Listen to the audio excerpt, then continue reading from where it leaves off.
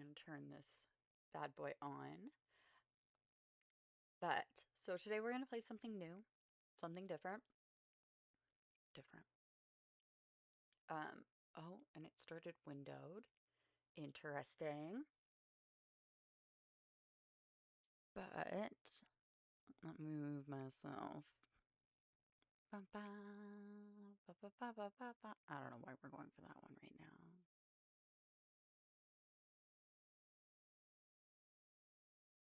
Um, transform. I was like, why can't it make me?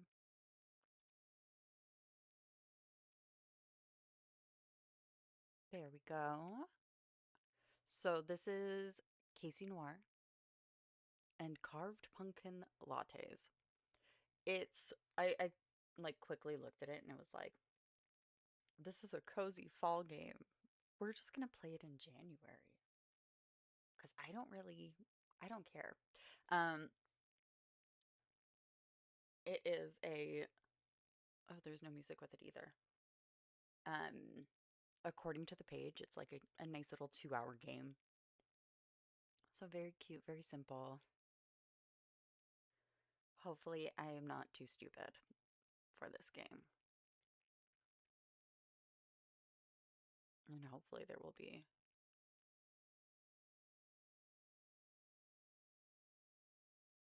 This absolutely seems like a game that there would be music. Huh. Oh, there's no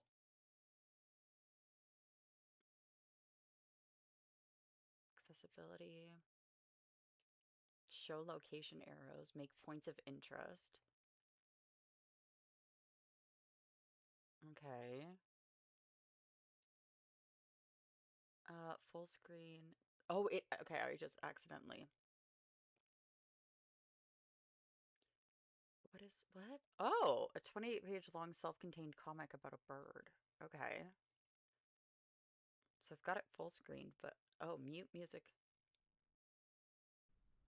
Oh, there it is. I hear something.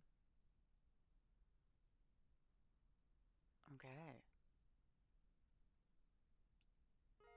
There it is.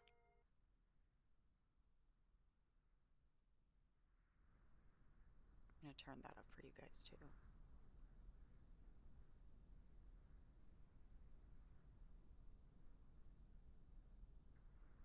Ooh. Okay, right click to view. Yes, which I did find out by accident. And then if my face keeps covering things, I'll move. Okay. Oh, right. So we've got these little sparkles and then the arrows. I think I am going to turn this off because it's pretty, like, the only things you can click change color as well. So, ooh, I absolutely am. I don't know why that one continues to, like, be half up, but okay. The hotel is surrounded by sets of blue flower bushes for decoration. They seem to be carefully maintained. Okay. Control panel is closed. Ooh, is this us? Okay, so. Oh, okay, so we already know that. Oh, that's where we were.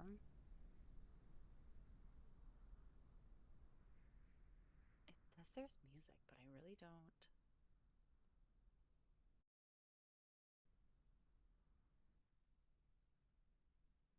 Oh, that's cute.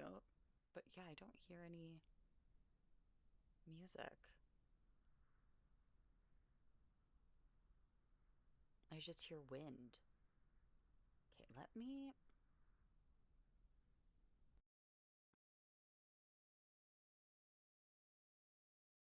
let's try this again.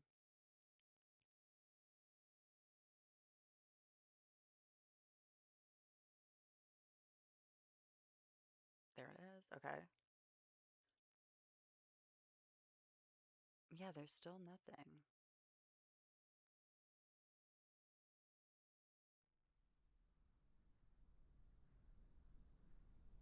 Interesting.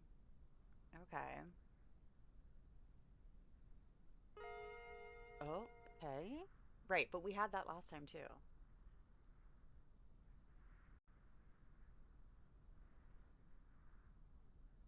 Okay.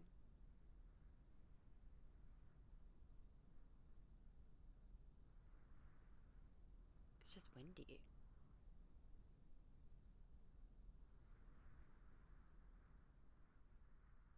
Interesting. Helen Q. Romero's. I won't be needing a room to stay in for my home is a step away from any shadow I see. Girl, pop off. Let's go through the big doors. Okay, so that's no.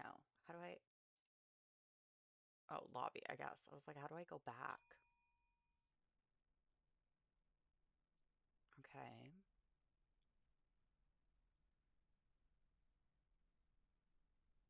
Oh, we can go to the roof. It seems that chains, which should be in place, have been opened up. A few bushes have been cut down rather poorly at that. Okay.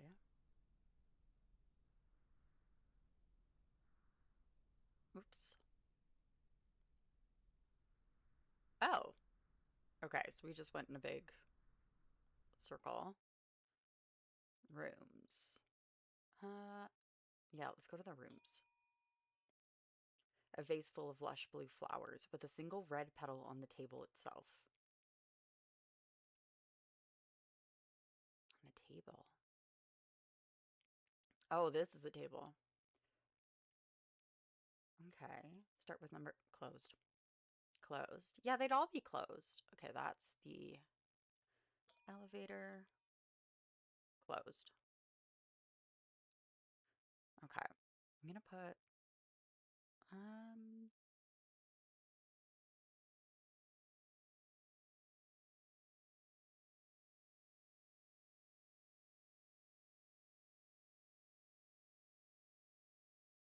I'm gonna do this one again.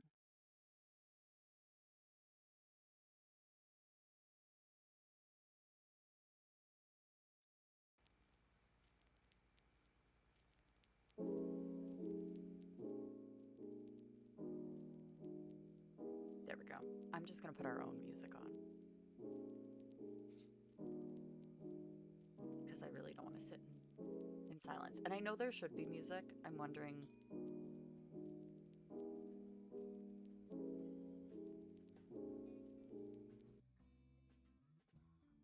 Of course, it was like it's probably the party room.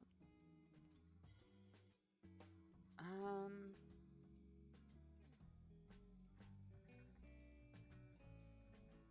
Wait, what?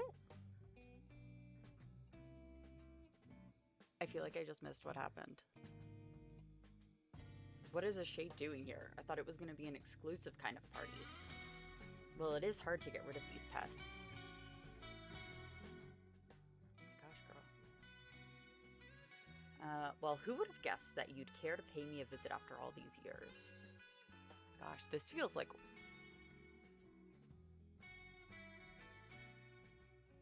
extra loud. No, this sounds fine. Jeez. Oops, don't quit. Um, I mean, like, this is cute. I do mess with this. Put it in the wrong ear. Okay. Come here, you ghostly apparition. Glad to see you again, little punk. Okay, so we know this person. This being. Um. Okay, so I think this is us. It's been a while since any of those descriptions were given to me, and especially tonight, as all of us took upon a self-proposed title. Call me Old Bones Bobby.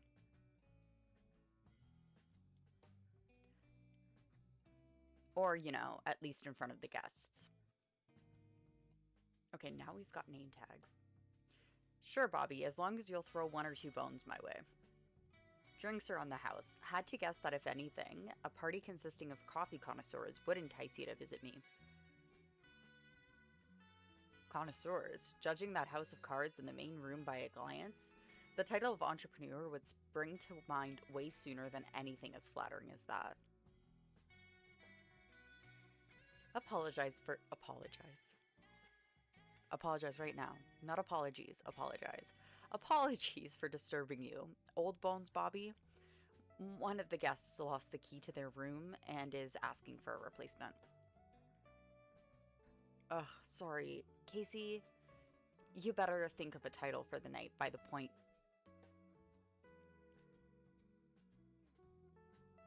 You better think of a title for the night by the point. Oh, I think it's supposed to be by this point. Maybe? By the point I'll finish with this. Oh, I sure will. Okay, can we talk to you? Ooh. Oh my. Who could have guessed that such an intriguing personality would visit my party?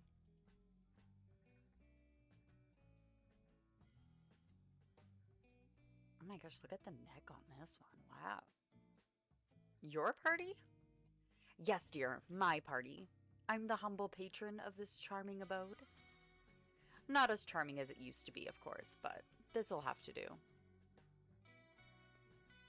Lady Quintessence. Interesting. Tonight I'll be going by the title Lady Quintessence, and this is my friend and her husband. Double Trouble. Okay, so they're just Mr. and Mrs. Double Trouble. Huh, classy. And how should I address you? Casey? Casey Noir? Is that so? No interest in going with something more creative? Miss? Mister? Sorry, darling? Neither of those suit me quite enough, and yes, Casey Noir it is. What's the point in trying to reinvent perfection? Well, aren't you a charming one? Yeah, I am, thank you. Oh, seems like more guests have just arrived. Greetings, Mr. Romero.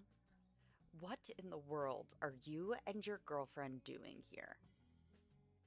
Oh, I invited them. Okay, so Mrs. Double Trouble goes up top and Mr. Double Trouble gets the bottom. That's good to know. You did what? I specifically asked you not to pull anything like this.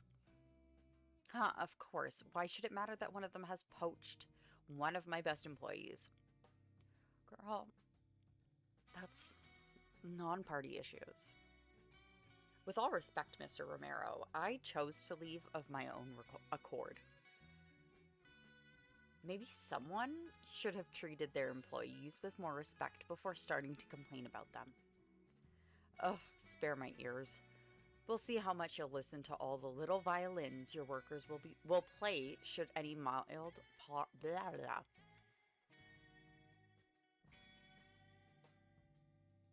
We'll see how much you'll listen to all the little violins your workers will play should any mild problem arise. Who would have guessed that you of all people would criticize your workers so harshly? And who are you supposed to be? Firstly, I believe that tonight we all give ourselves special titles, don't we? So let me introduce you to my friends, Miss Crescent Moon and Miss Pumpkin.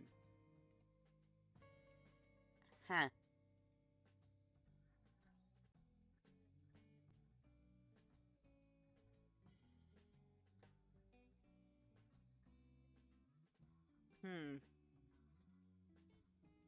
I see some foreshadowing happen. Pumpkin. Really? Mm-hmm. Even found a nice accessory to look like a jack-o'-lantern. It is quite charming. Thanks. And as far as I myself go, well, you can address me as the inheritor of the lost glory. I love this. Oh, I see that someone has a talent for the dramatic. To an unbearable degree, within only a couple of minutes at that. Well, I guess the two of you might recognize me under my actual name. Miss Crescent Moon, will you do me the honors? Mr. and Mrs. Romero, let me introduce my sponsor. Amari Blacksword. Oh. Oh. You gotta be kidding me. Oh, this is getting interesting.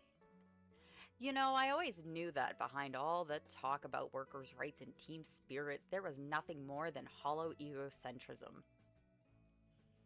But even as such, just to think that you would be so hypocritical as to make a deal with one of the most infamous aristocrats in the last century? Now, why such rudeness? I might be a black sword, but the so-called one of the most infamous aristocrats in the last century was a title bestowed upon my father, not me. For you not only to show your nose here, but also proudly present yourself with all that smugness is beyond infuriating. Ugh, Lady Quintessence. Does your event by any chance have any alcoholic beverages in its roster? Bottom shelf in the kitchen. Oh dear. It's always a pleasure to see the disappointment in your eyes regarding your choice of partner, Miss Romero. Wow. I like this. This is just pure sass at this point. This is great. Okay, let's go over here. Wow, that was something. You must be quite vengeful to push that guy's buttons so much. Sorry that you had to see that as your first impression of us. Me and the Romeros have never seen eye to eye. First, he tried to buy a cafe I've opened up to no avail, then opened a competing one on the same street only for it to go under, and that's not even the end of it. I believe tonight the two of them go by the title of Double Trouble. It sounds about right. Oh, come on, Jules. I know this is more of a business trip than anything, but it doesn't mean we shouldn't try to have a good time. Sorry, I guess we didn't get introduced, did we? Well, I just introduced myself. You were late. Oh, sorry. No need. It's a good thing. Things would be much less interesting if everything would align just right according to plan. No unpredictability. Name's Casey. Casey Noir. Ooh. Let's ask about their relationship. So, why did the two of you show up here, besides infuriating Double Trouble, that is? You don't make an impression of snobby aristocrats. Oh, we thought to play the role of one, but the two of us decided that we would try to just relax and spend some quality couples time together this time. Right. Want to try my special coffee recipe? How could I refuse such an offer? With words, generally, it's always an option, but I'm glad you decided not to consider it. Oh, shoot. I appreciate the rewind button. Wow, this is something. Nearly makes me go full wine taster levels of pretentious to properly describe how nice it is. Oh, thanks. This party is the first opportunity I've gotten to present it to someone other than my friends. At my previous workplace, I was responsible for general barista stuff, never really given much opportunity to try newer stuff. So getting to actually do something nice on a day-to-day basis will be a different kind of experience, that's for sure. It just wouldn't be right not to help my own partner as she struggles with her job dissatisfaction, especially when having the means to. Needless to say, I'm really thankful for that. So, what's the story behind Inheritor of the Lost Glory? Well, his father was the reason for the current unionization. I was about to say union station. Unionization and labor laws to even be made in the first place. Oh. a lot of really exploitative practices. We're talking paying in company credits that can be exchanged only in other company businesses, levels of evil. Yeah. So a while back, it led to a huge unionization effort spanning quite a few industries. The government stepped up, leading to a lawsuit where huge amounts of workers actually got properly repaid for the work they've done. The payout was so large that it made up a huge chunk of Blacksword's fortune, rendering him no longer able to sustain his huge sets of commercial networks. With a bunch of repaid workers buying out the businesses for which they worked for, with the money of one of the workers being Mr. Double Trouble's father. So that's what this is all about. The legacy of some passed away aristocrat still haunting the lives of those who came after. Pretty much. Though the likes of him have no right to feel that way, considering that Mr. Romero himself has been going down the same path as that ruthless businessman. The fight allowed for Double Trouble's family to start their own business. So what led you to cross paths with the two families? My father fell into a gray area where his work fell in the lowest repayment rank, despite his 12 years experience due to constantly being sent from one place to another, as he was managing a bunch of them. Then, as I was stumbling my way through the bureaucracy needed to open up a cafe, I was contacted by the inheritor of the lost glory. They weren't in a good relationship with their father and were trying their best helping those affected by them, myself included. Ever since then, they've been my sponsor. Old bones, Bobby. Greetings, ladies and creatures undefined. How's your evening going? If you need anything, ask Bill or... Oh, sorry, today he goes simply by the title of Serviceman. It's always a pleasure to seeing your wrinkly face, Bobby. Oh, spare me the compliments. My glory days are behind me. Spending the rest of them in this lovely place is as much as I could have hoped from life. Wow, aren't you an optimist, Mr. Old Bones Bobby?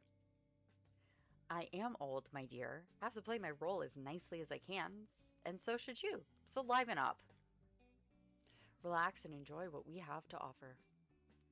I couldn't help but notice that your last visit was a bit of a letdown, as if to be blunt. So I hope that we'll do a better job at relieving some of that pesky stress eating up at you all. Oh, you really shouldn't have to worry that much. You really shouldn't worry that much, Bobby. We'll do fine. So you've been here before. Yes, we have. For Pumpkin. That was her first time here, but not for me. Back when I was a kiddo, me and my parents used to visit this place. At the time, it was quite boring, not gonna lie. Who would have guessed that a quiet hotel where one goes to escape from the pressure of their daily life wouldn't be that good of a place for a hyperactive child? We stopped coming here for a while after I sprained my ankle while playing in the yard, only coming back a few years after when I became an angsty teen, for whom the tranquility of such a place was a breath of fresh air. Though, despite how long of a break between visits I had, I still would see the same old serviceman even till this day. Wait, seriously? It must have been what? At least 15 years or somewhere around that mark, yeah? Good old Bill has been here so long that the hotel changed hands 3 times by now. No wonder he looks so tired all the time.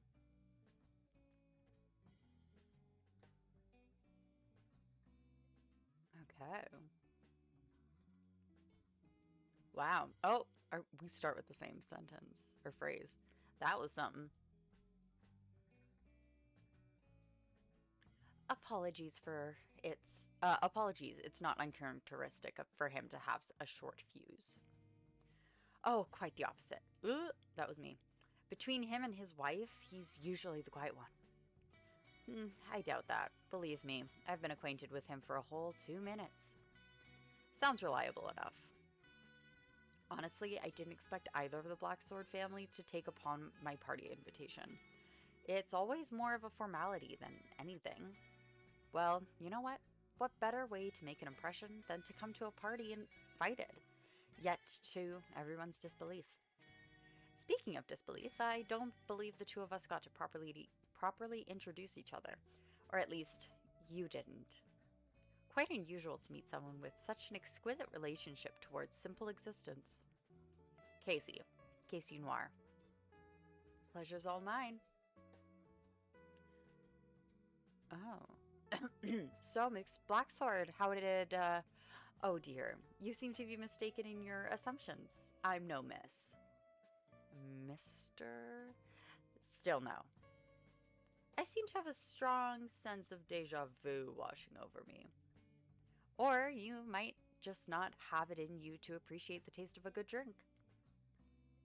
Ooh, no, we're gonna talk business first. So, what do the two of you do for a living? I'm a private detective of sorts. Private detective? You mean like murders? Sometimes. Most often. Most often I prefer to take on the more peculiar mysteries, akin to thefts. Not a fan of death? Is anyone? There's already so much excitement found among the living. In comparison, murder feels much more like an obligation to uncover the truth. What about you? I'm a real estate owner. Businesses, mostly. Restaurants, shops, entertainment establishments, hotels. Is this how you got to know Double Trouble? Indeed. I've gotten in contact with them to buy out a building in an opportune location.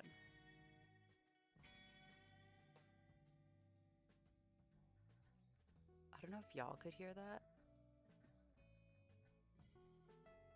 but I think geese came back early.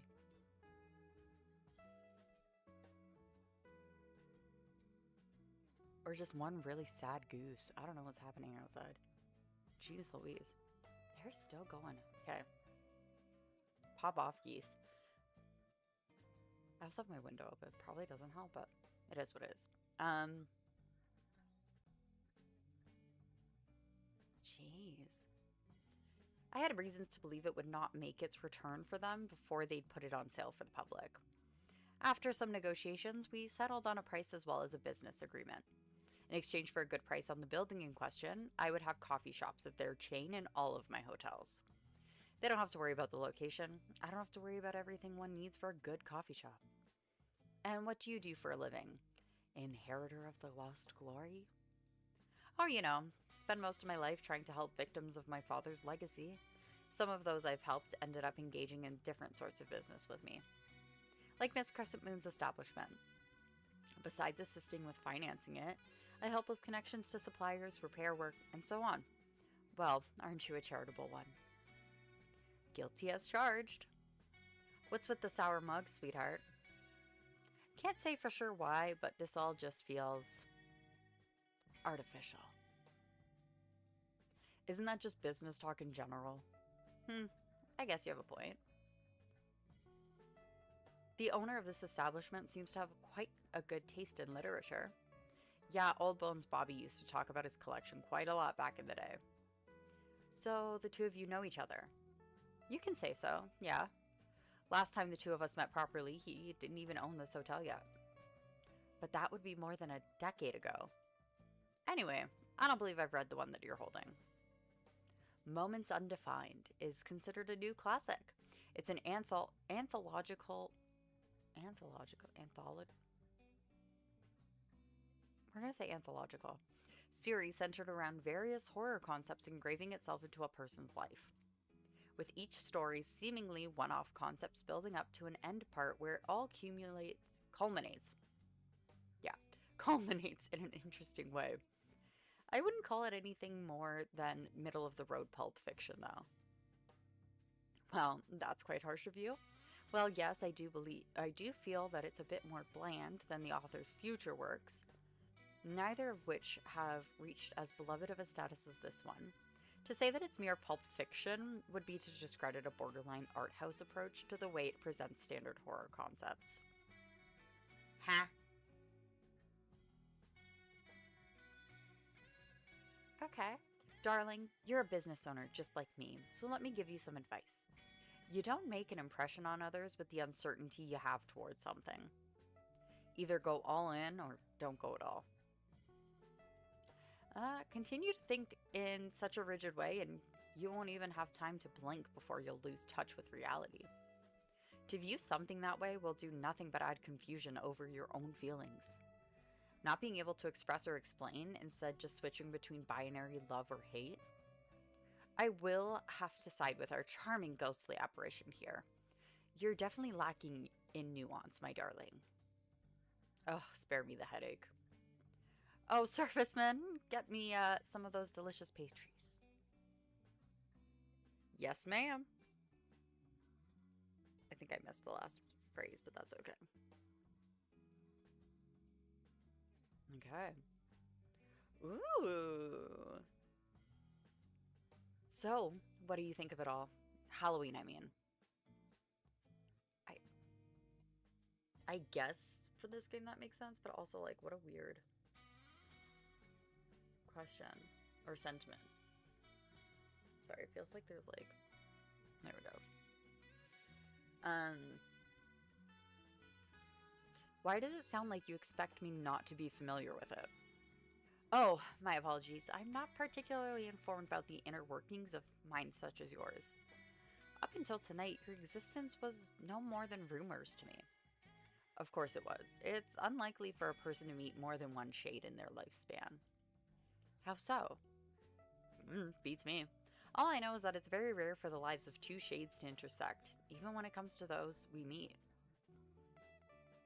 Is the part about what happens to one's past after they become a shade true?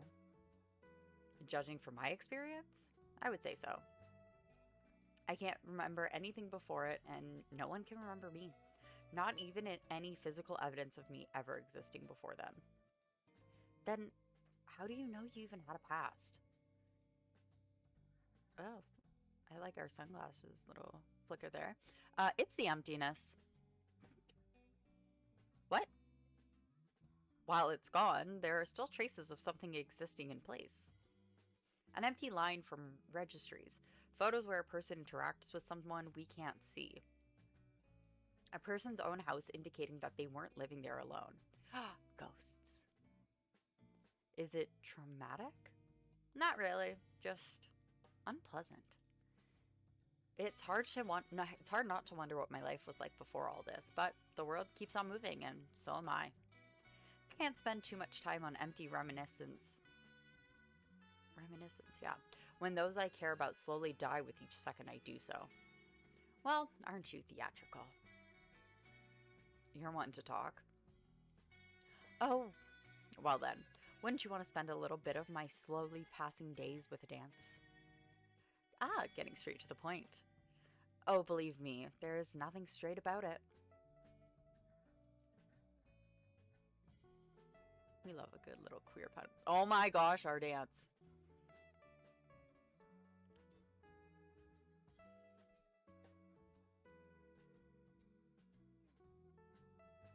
Oh my god. Oh.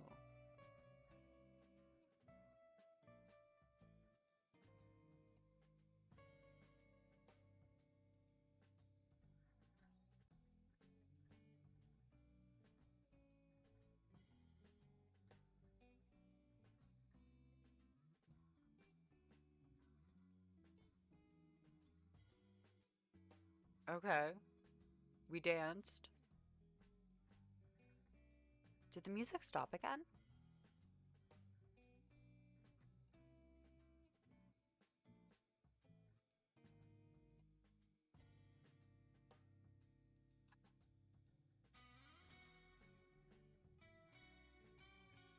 Oh, I didn't. My earbuds just stopped. That's fair.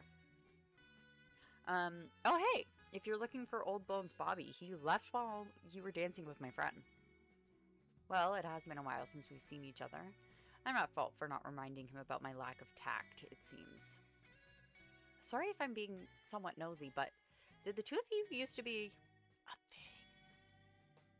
thing? Ooh, something of that kind, yes. It's hard for me to impart anything with a definition unless it has a certain shade of malevolence to it. Good things shouldn't be bound by preconceived notions. Quite an idealistic way to look at things, don't you think so?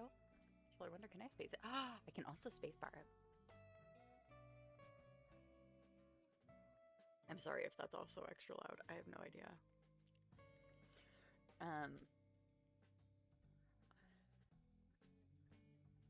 That's fun. That just made my hand go numb. Darling. Darling. I love that all of these people, like sidebar here. Sidebar. I'll put like menu. We'll have menus. I'm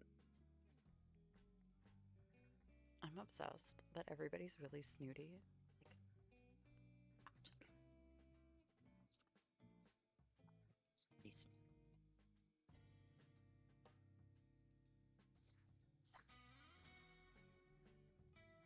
It's amazing. There you go. Or Vu. I also absolutely. Yes. Tick. Ooh. I can attach headphones to it. I was wondering why I had a volume for a headphone. I mean, I can also just put a headphone into my computer if I had a headphone. I mean, I actually do, but they're decades old and I might not own them anymore. There's also an echo and then mic up, mic down. One day I'll play with the echo. I think that'll be fun. Pretend I'm in a cave.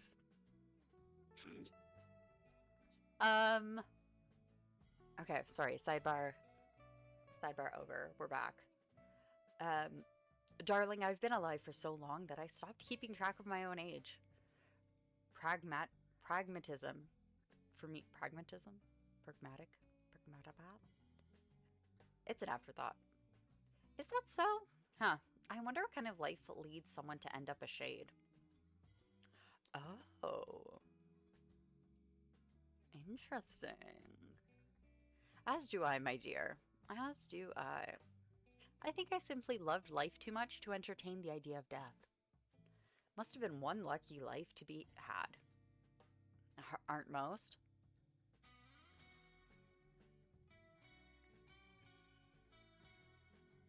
We're going back into the sidebar because we're a bit out of touch. I don't think this guy's ever had I mean,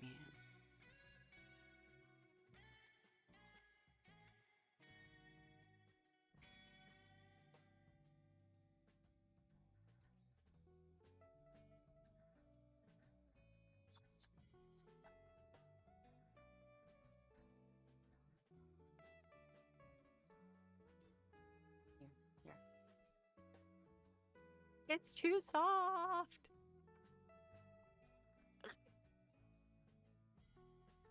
It's too soft for me to click clack, like those hard ones.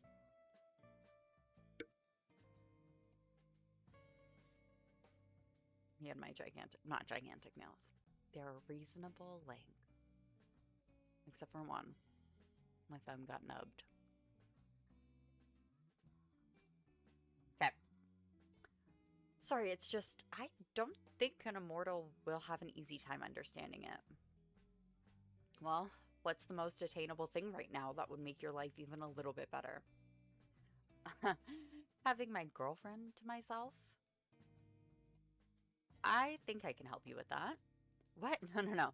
It's a professional event. We came all this way to make impressions. Having a good time isn't necessarily a requirement for that.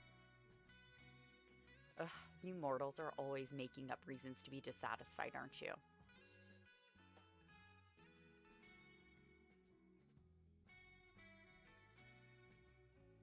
You know, for someone who lived for so long, I thought you would have learned the value of patience. There's no back button.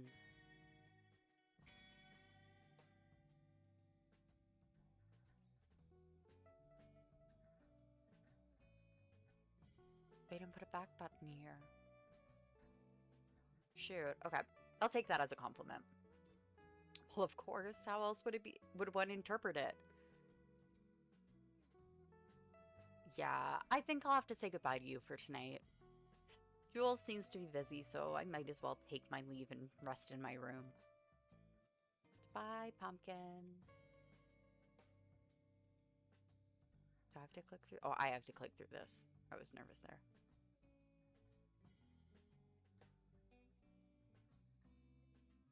Why are there so many? Okay.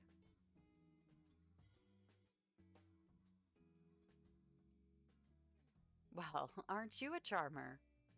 What's that, old man? Jealous? I'm ready for a dance whenever you are. Oh, hush. Stuff like that is better left for the young and hot-blooded. Not so long ago, you were just like that.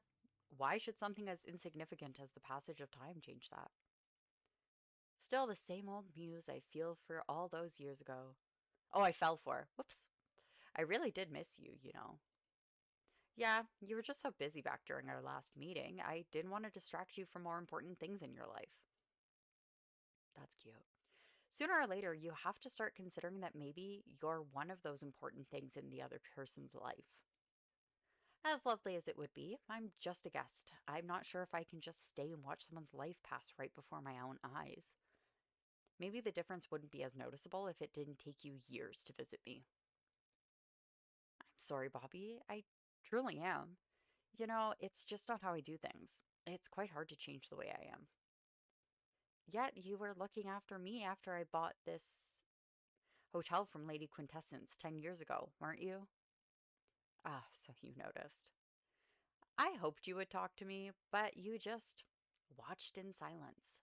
Why? I'm sorry for making you wait for me. I thought if I was out of the picture for long enough, you would find someone else to spend the rest of your days with. Casey, it's not just about a passing flirt here and there. I couldn't care less about being in any sort of formal relationship. What I was missing was the friend I had in you. And you can justify it however you want, be it related to the nature of your immortal existence as a shade or more personal stuff, but facts are facts. You left me because you're scared of getting too close to someone. Good. Maybe you're right. I'm.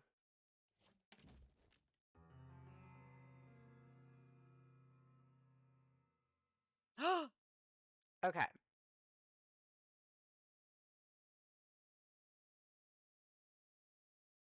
I think we all knew this was coming.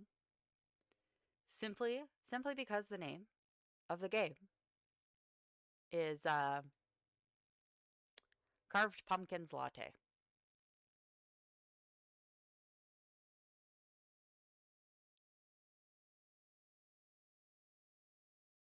Yeah.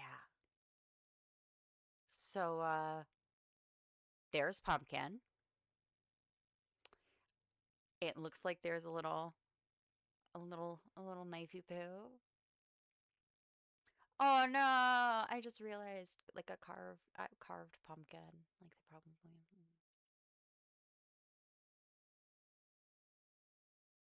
Julia? Julia? Do you hear me? Don't look there. Not right now. Robert, is there any tea? Upper corner shelf in the kitchen. Come here, sweetie. This is bad. I don't even know what we're looking at this point. There's a phone on the other side of the rope car. Casey, can you call?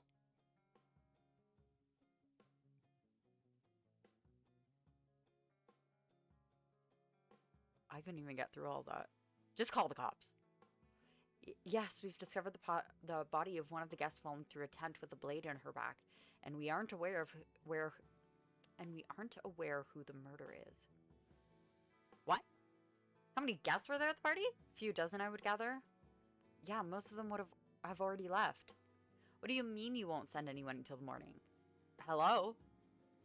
Ugh, what should I have expected, honestly? Why did a night as beautiful as this have to be stained by someone as awful as murder? Oh, something, not someone. Bobby, where's everyone? They've scattered trying to distract themselves from what they just saw. Did you call the cops? Yeah, but they won't do anything until the morning. Figures. So, what do you think about all this? Can't say for sure right now. Better to search the hotel for any clues. There might be, and then regroup to.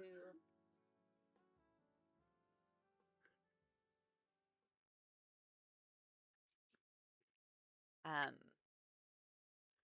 Sorry, and then regroup to have everyone on the same page. Makes sense. I'll stay here, making sure no one disturbs the body. If someone comes back, I'll say that we should all regroup in an hour from now. Ditto. Okay. Oh! Okay, so we have clues. Oh my god, the thing. Okay, so we should have been looking through the other stuff again. Okay, we don't want hands. Interesting. Oh, that's just to go back. Okay, let's go see. There's a carving knife. My gosh. Stuck in Pumpkin's back. Her sweater seems to have absorbed most of the blood. It's a room. It's a key to room number 8. Can we take it? Coffee stains. Yeah, which they had before anyways.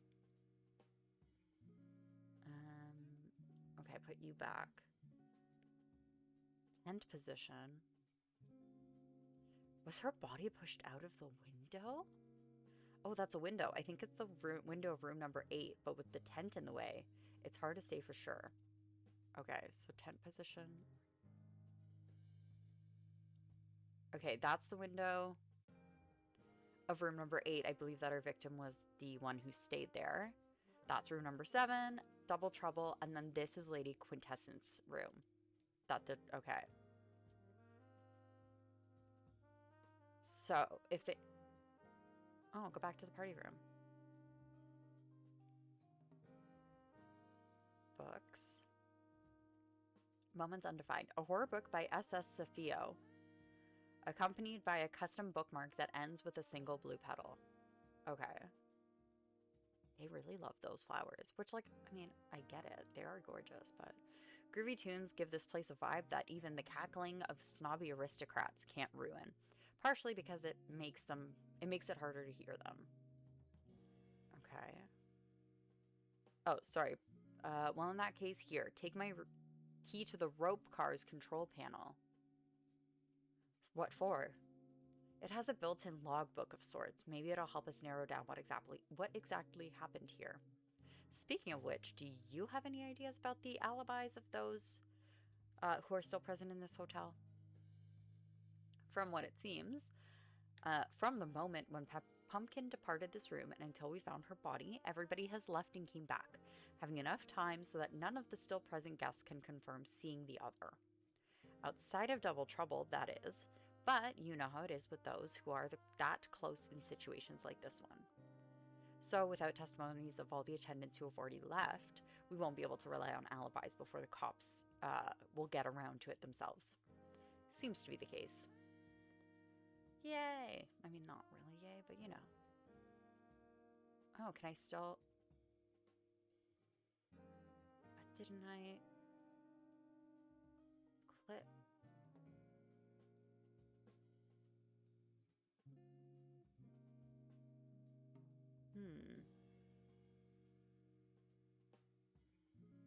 I can still...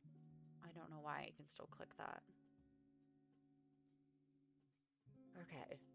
Let's go to the rooms. What are you two doing? We wanted to check on Pumpkin's room, but the door's closed. Sorry if I'm being impolite, but considering that you were in a relationship with Pumpkin, shouldn't you have a key to it, Miss Crescent Moon? Well, no. Pumpkin asked me to stay in separate rooms this trip. Neither of us had the other's key. She used to get in a mood where she wanted to stay alone for a while. So it wasn't, unusual. Now I wish I wasn't so respectful of her boundaries.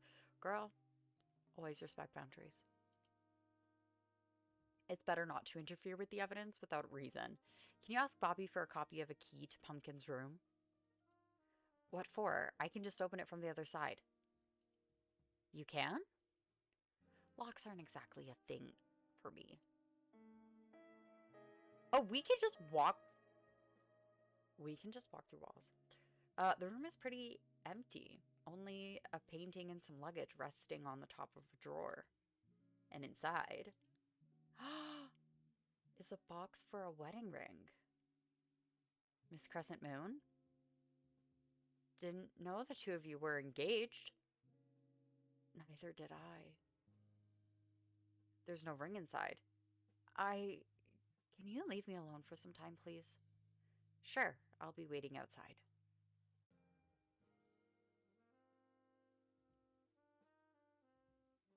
Ooh. Yeah. The fool who said that the dead don't tell their secrets must not have understood the concept of material things one leaves behind. I always thought that the phrase was referring to the likes of me. You know, kind of how the things one says do not always reach the ear of others the intended way. Details get lost. Well, in this case, maybe some things should have stayed a secret, at least for a bit longer. Jules finding out about Bethany's intentions right after what has transpired hits too open of a wound. I thought I thought Pumpkin was Jules. It's okay. They could have had a wonderful life. I was rooting for them. How long have they been together? A few years by now, I would say. Introduced them to each other myself. You knew both of them before they've gotten to know each other? Crescent Moon and I, well, I guess you already kind of know the story. But me and Pumpkin were friends for a while, even before then. She was the kind of introverted person who would get adopted into a friend group, making more personal one-on-one connections with those in it. So it wasn't much of a surprise when she and Crescent Moon got together. Especially considering that while Crescent Moon is a more sociable one, she still had her own struggles connecting to others. Gosh darn it. Pumpkin was kind of an emotional anchor for her. Now that she's gone, I just hope that she won't do anything rash. And we left her alone in a room. Oh, they played...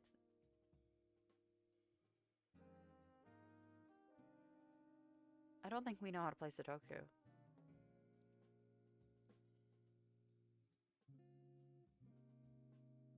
Oh, that's to close it. Okay. So there's just the ring. Billory art found in almost any hotel for a pleasant atmosphere. Okay.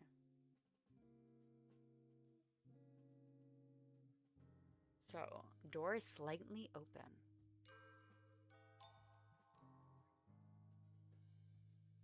What is this picture?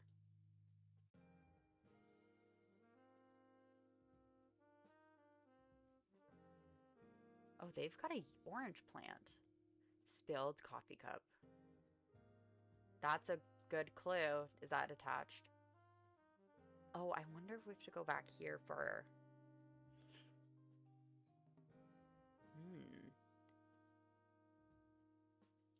Okay. The roof plates below the window are shaken out of place. Some blood can be seen forming puddles. So yeah, Pumpkin was here. Interesting. So the drawer was open and there is a pumpkin with a knife in their head. Okay, so at least we know for sure Pumpkin was thrown out that window.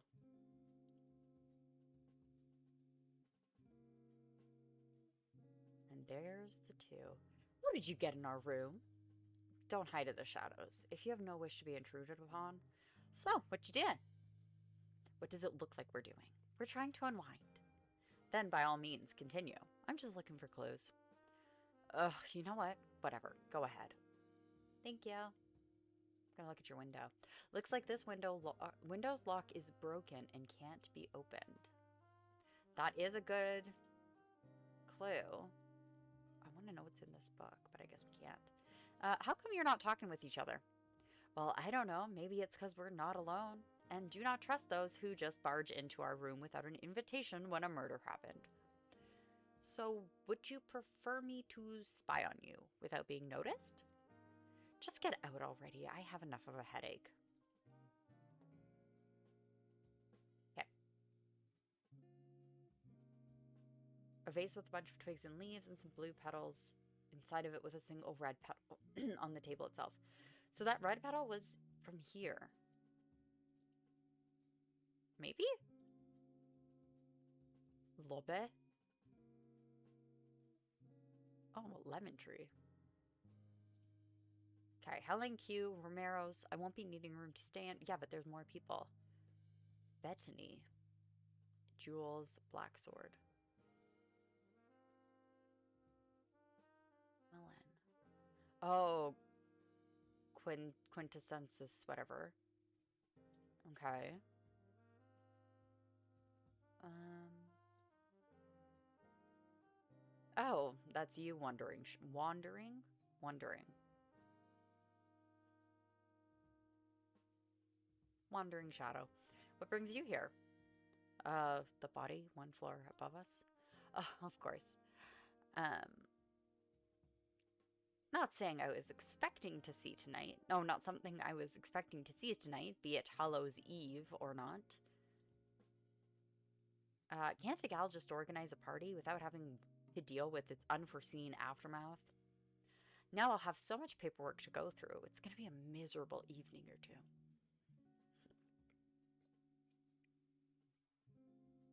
We'll see if my lawyer can find a loophole where I won't have to deal with all of that. Wow, such display of compassion. You don't even want to pretend like you care for what has happened? Ugh, what for? You're a shade. I don't really need to impress you. Your words don't really matter in the eye of the law. If anything, you being around makes it oh so much easier for them to just pin the whole thing on you. So what? You're just gonna get wasted until then? With possibly a murder still wandering the halls? A murderer still wandering the halls of the hotel? Darling, there were something around 40 people visiting this party. What are the chances that the murderer is both still around, would want to kill more, and me, specifically? Well, they're not zero. Okay, I'll admit, I like that kind of thinking, but still, right now, this bottle is worth the risk. Okay. Oh, there's something under the table. Inside a piece of wrapped cloth is a big stack of cash, a ring, and a torn pearl necklace.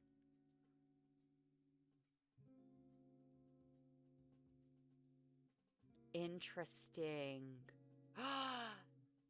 And these, are they, were they put in there?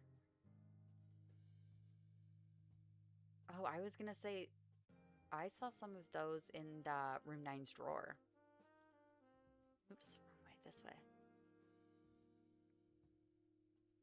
The blue flowers. Oh, there's more places to go. Because, yeah, we've got the lock. Quite a risky place to rest at, don't you think? Oh, it's you. What brings you here?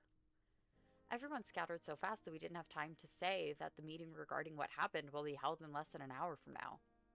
Yeah, neither I nor the guests have found a body with a knife in its back, the most cheery of sights. And that's why you're here, sulking. With all due respect, I know you're a special guest, but I'm not paid enough to deal with the likes of you. Have some respect for the feelings of the still living. Okay, maybe not the most tactful choice of words, my apologies. Ugh, whatever. Must be nice to have little to no care in the world, eh? Well, it's hardly that simple. Oh, really? You have no need for a roof over your head, as at any moment you can go basically to any place known to you and take your rest there, regardless of the wishes of those around you, because, oh, what look. No one can do anything against you unless you are willing for it to happen. One would think that immortality would make it harder to connect to those around you, but wouldn't you know? Everyone's just so enamored with you that you have no problems to disregard even those who've been waiting to see you for nearly 15 years. More sassy. You're oversimplifying it, buddy. Oh, really? Because that's how it looks to me. A life like yours is something I can't even dream of, let alone achieve. Yet, the likes of you just wasted on these games of cat and mouse. Ugh. Back in my day, I had so many hopes for the future, and just a blink away, all I have to show for it is a steady job that is just comfortable enough as not to quit, yet a dead end in the hopes of ever being able to make enough to change anything. Today, I see a girl half my age, and yet with so many more opportunities and potential, lying on the terrace with a knife in her back. Honestly, I don't think anything will ever change. I've been stuck in this hotel for the past 20 years of my life and will be stuck until I'll draw my final breath. Why are you saying all of this to me? It's called a meltdown, lad. Please, just leave me alone for now. I'll see you all in the main party room in an hour or so. Let me sulk some more, as you've put it. Okay. Well, let's go this way. Oh, it's the front. Okay. So we've got those clues. Okay, so now it is a clue. I figured it would be. Okay, last group of guests left while Pumpkin was last seen alive. Departed at 8:06, arrived 8:18, and then departed 8:20. That's it? I can't go. I thought I could go on it. I'm not gonna lie. Because we've got that's bush still.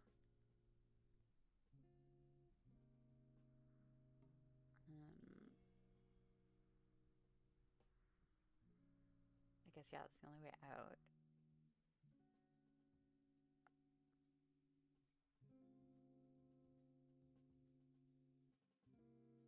Party room. Oh, I can't even talk to him.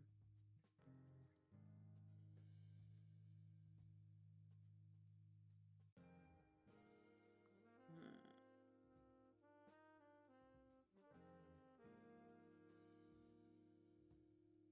Oh, right. No, but I want to ask him. Oh, maybe they've gotten a key? Oh, wait, no. I didn't need the key. But see, there's the beat. There's a secret compartment? Romero, meet me at 11 p.m. in the hall.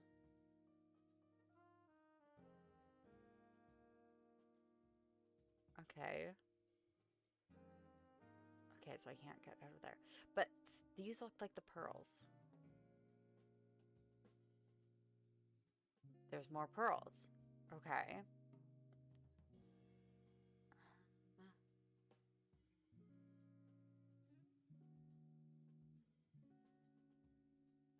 Right, I do know that. Oops, I was trying to... This is where I'm going to put on these now, because now I think I'm missing things. See? The two of them won't allow me to read it while they're here. Okay, so how do I get them to leave? And those two. 1, 2, 3, 4. Oh, it doesn't even show the hidden compartment. We've gotten that.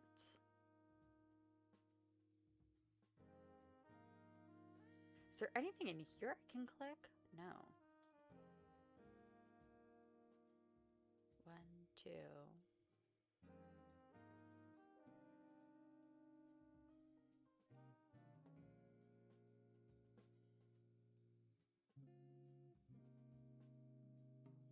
Which we did that and we saw, yeah, it had to be room 9.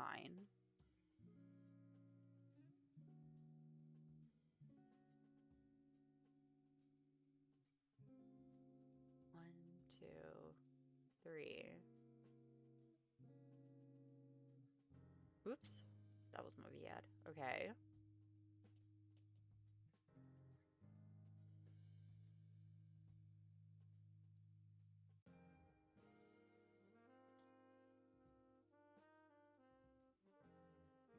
Which you just say leave me be. Everybody I talk to just tells me to leave them alone.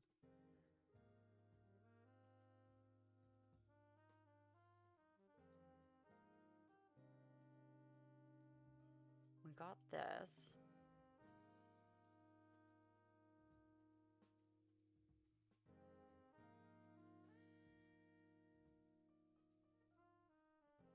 What? A rather dangerous slip.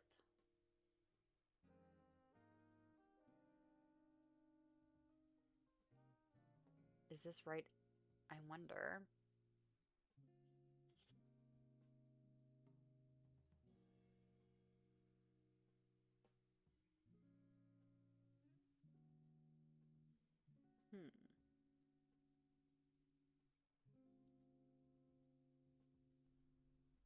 too.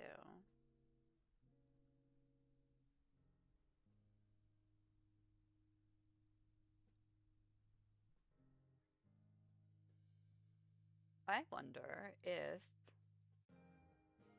um no, because they had to have been here. I was gonna say, I wonder if maybe I'm still trying to figure out who is this. Why can I click on a the painting seems to have more depth than I gave credit. Oh,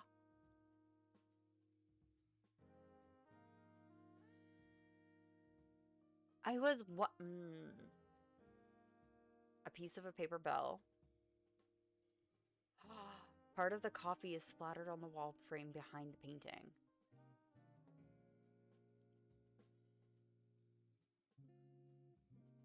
Looks like I cannot open the painting from this side. Oh. So they had access to all the rooms. Besides the two secret entrances behind the painting, it looks like this room has a third entrance, but it's 3 meters away from the ground. Not a problem for me, but for the others, this is a one-way entrance.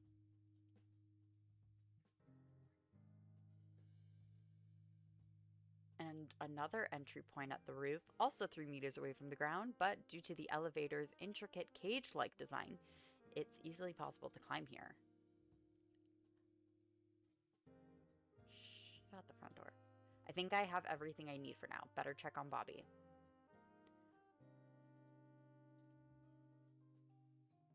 I don't know who was wearing pearls, guys.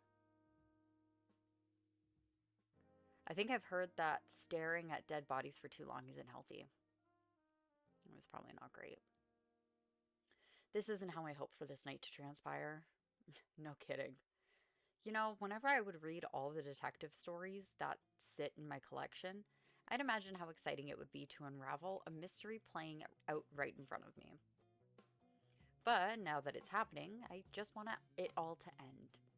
A girl is dead, killed under my roof, and I was none the wiser. It'll be all right, Bobby. I'm here for you. And how long will that last? Back when I first saw you appear at the grand reopening of this hotel, I hoped that one evening, while I was indulging in reading my collection, you would come out of the shadows. Sit beside me, say nothing, and we would just drink tea. Needless to say, my book collection grew quite moderately since then, old friend. That it did. Deluxe editions, additional materials, even signatures by authors. That's strange. I don't remember ever meeting SS Cephio. Should have had Crimson Antler signed instead. That one is much more up my alley. Guess my old mind just isn't the same as it used to be. Huh.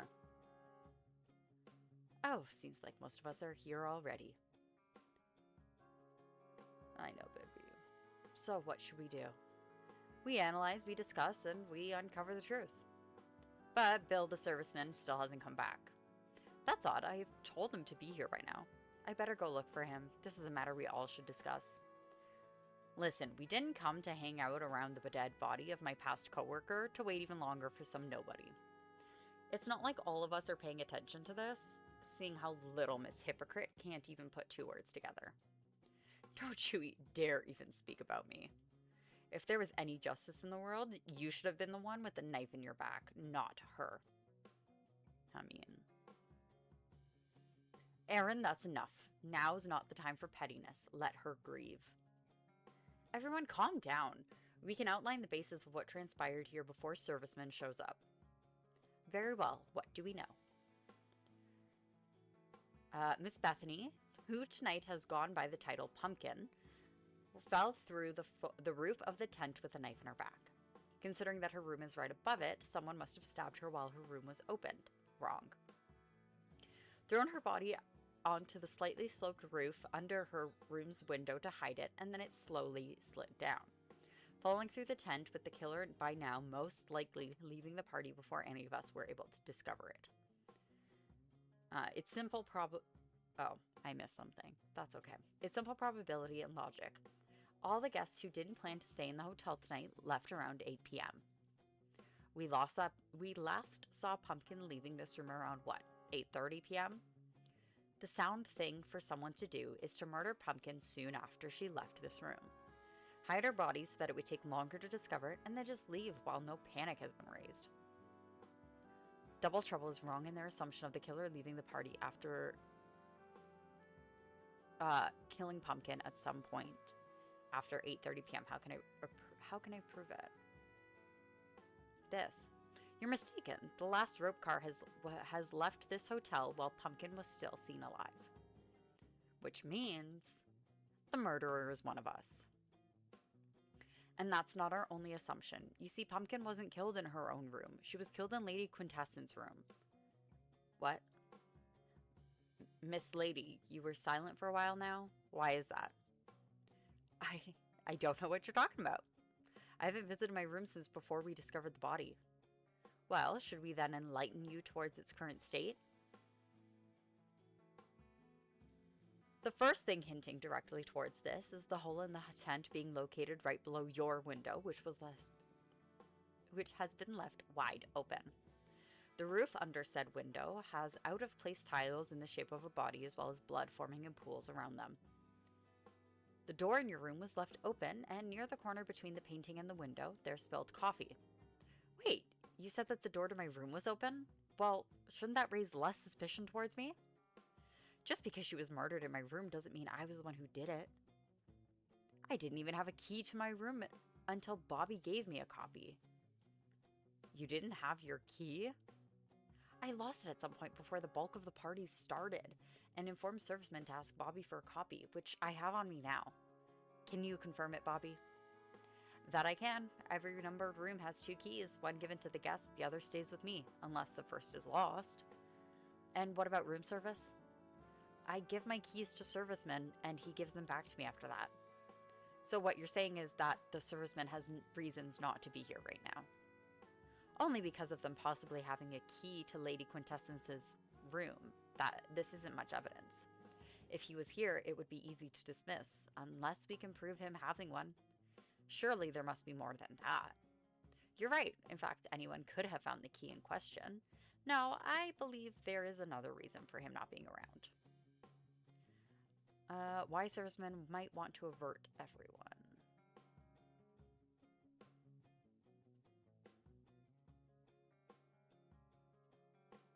What?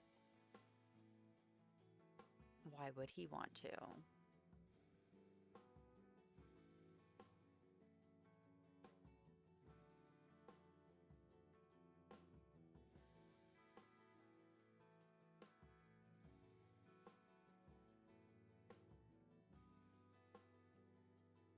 I'm gonna say this. No. Okay. No. The money. Really? That's... What? That's mine! I'm not talking about the ring. I mean the pearl necklace, or at least what's left of it. And besides those two, we have a large wad of cash, and any idea who it might belong to? Interesting. The piece of cloth with all its contents have been hidden under a table in the basement, with a few pearls being scattered along the way. Think he decided to hide or run because he discovered you stumbling on his stash? Quite possible. I can't believe it. Would never think that Bill would steal from the guests. And if the cash has been stolen from previous guests, he must have been stealing small stuff from our guests for a long time. Wouldn't call stealing wedding rings small stuff. Yeah, my apologies. So what does this mean? Serviceman found Lady Quintessence's lost room key, used it to make his way in to steal. Pumpkin must have been going past the open door, saw him robbing her, confronted him, and serviceman attacked her for that. Having killed her, he dropped the body out the window onto the roof, and there, it slowly slid until falling through the tent. Not quite. We still have a number of loose ends that don't quite fit into that theory. Like that of where the murder weapon in question came from. What's that supposed to mean? Ugh, apologies. Give me a second to catch my breath. The murder weapon is a regular carving knife. There's one in nearly every pumpkin here. He must have just took the nearest one when confronting Pumpkin. That's the thing. Each set of pumpkins in the hotel has knives in them. As far as I noticed, none were missing any. So, what does that mean? The blade must have been prepared in advance. This murder wasn't an accident, it must have been intentional. Bobby, outside of the carving knives and the pumpkins all over the hotel, were there any spare ones around? There were. We had them stored in the basement. Why are we even questioning it anymore? Everything points to the serviceman. There's one more thing. The secret room. Secret room? A room that's meant to be secret, yeah. You see, there is more to the place of murder than meets the eye. Pumpkins and Lady Quintessence's rooms are connected. They, connected, yes. From the hall, it looks like the two of them are separated but front with an elevator, but in actuality, there's an empty space between it and the rooms. 2 points of entry. One is a painting in Lady Quintessence's room, another in a roof path connecting it to the elevator. 2 exits, one through the same painting in Lady Quintessence's room, another through the painting in Pumpkin's room. An entrance through the roof pathway. It seems that once the elevator is on the 3rd floor, one can climb its cage-like walls up to the attic-esque place where they can jump into the secret room. That's interesting and all, but what does this have to do with the murder? There is no reason to suspect either Pumpkin or serviceman knew about it. Actually, there's not only a reason, but evidence to prove it. I was going to say there was a pearl in there. Or was it coffee? There was coffee and a pearl. Coffee stains on the wall framed the picture in Lady Quintessence's room. And we can be sure that coffee has been spilled by Pumpkin herself, as she has the same stains on her sweater. So Pumpkin discovered the secret room and caught serviceman in the process of stealing Lady Quintessence's pearl necklace, leaving him to kill her? Was the knife in that case an extra measure in case he would get caught in the act? There is one more thing. The painting in Pumpkin's room can be opened only from inside of the secret room itself. So, if she came into Lady Quintessence's room through it, would it have had to be opened in advance? What does that mean? It's possible that serviceman used the secret room to enter Pumpkin's room, stole her ring, with her catching him in the act. He ran, but she pursued him to be confronted in Lady Quintessence's room, where he stabbed her with a knife he must have had on him. But even then, some things just don't add up. Then just find the stupid serviceman rather than wasting time on your theories. We already had reason to suspect him when he didn't show up to this meeting. With what you've said, it'll be hard to deny. Deny. Michelle? Can't you see it? It touched her. And now it'll take me away. What's happening? What's going on? Both of them are still breathing, even if faintly. No fever. I'll get them some cold water. It's better for them to rest for the time being. What? We have some medical tea in our room. Don't know if it'll help, but it's better to try than not. There isn't much I can do, and we still need to look for servicemen. At worst, he's somewhere in the forest by now, but it's more probable that he stole one of your cars to get as far as possible. I'll just catch him at the closest intersection in that case. Firstly, let's check if he even left this hotel with the rope car departure records. Oh, you're coming with me? Me and Crescent Moon, yes. We'll be able to find him faster if more of us look for him. Plus, it'll be less awkward to look for the killer of my girlfriend than hanging around here. You aren't against that, right? We'll have an opportunity to chat in the meantime. I'm sure. The likes of him can't be allowed to run away from what they did. A storm is brewing. Ooh! Strangely enough, no. Wherever he is, he's still here. Should we look around for him? Yes, but the two of you better not split up. If our suspicions are correct, we have a murderer on our hands. Who knows what he can do if confronted alone? Fellas, I think there is something in this bush.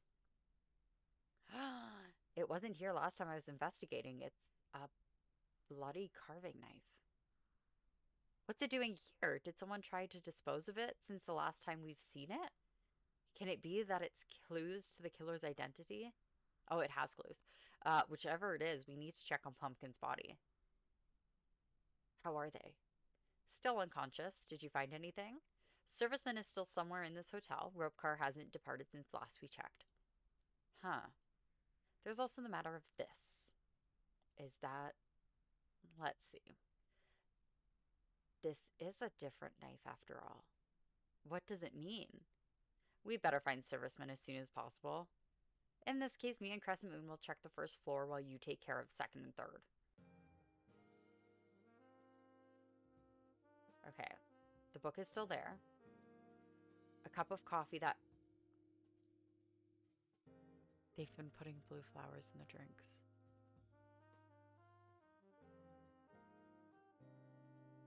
Okay, so you still have your knife.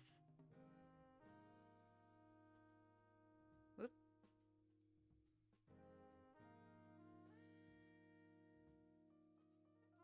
Did we take... I wish we could have seen the bottom of this cup.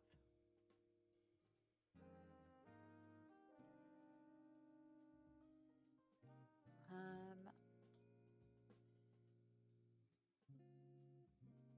single red leaf, yeah. Oh, they're not here now. This book is full of business notes. Last entry. Helen proposes to buy out one of the integrated barista establishments in one of her hotels. The bookmark. A few newspaper articles about Blacksword. What has become of the tyrant? Blacksword family sells off. Son attempts to repay the sins of the father. Is there any future for the Blackswords? Okay, so genuinely, they are just trying to get dirt on the Blackswords. It's closed. Not that I care. Yeah, I can't see anything in that coffee. Oh, wait, the vase broke.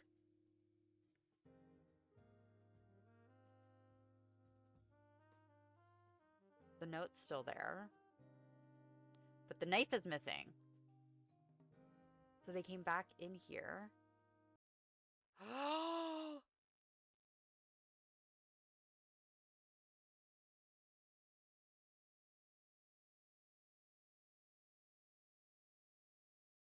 This is Serviceman. His throat is slit and his arm has a visible cut on it.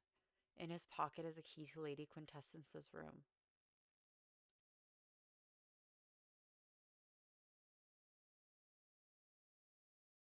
What? Our inheritor of the lost glory, Miss Crescent Moonback. We're here. Miss Romero, Lady Quintessence, you're all right? Far from it, but at least we're not passed out, dear.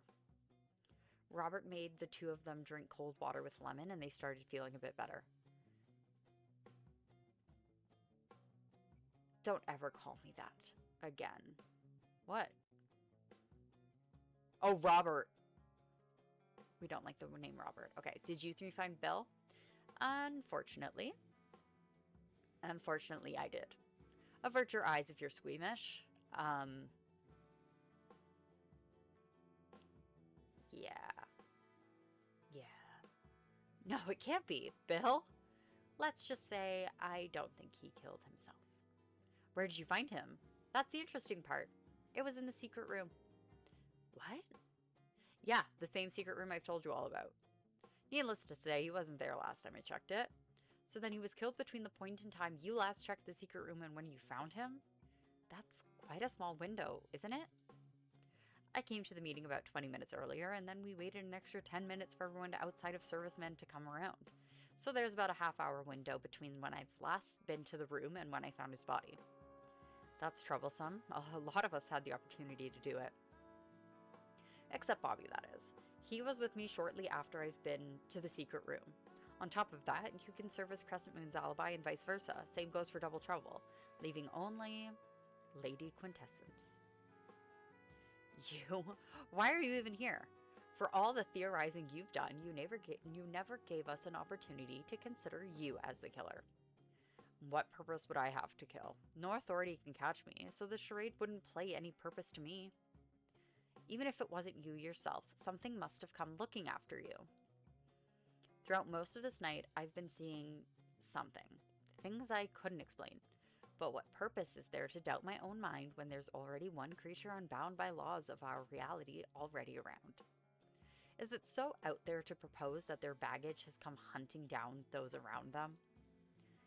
And you accuse me of wild theories. You're so certain that it's not just in your mind that you close your eyes to hard facts.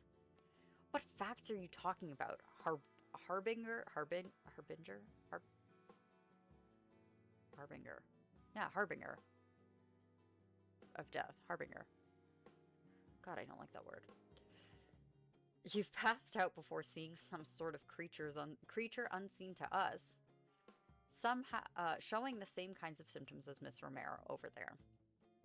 But, Miss Romero, please answer. Have you seen a creature of any kind? Not when I passed out, no. Voila. But I saw something when I was back in my room. Excuse me? I saw things I'd prefer not to talk about. Things that couldn't have been real.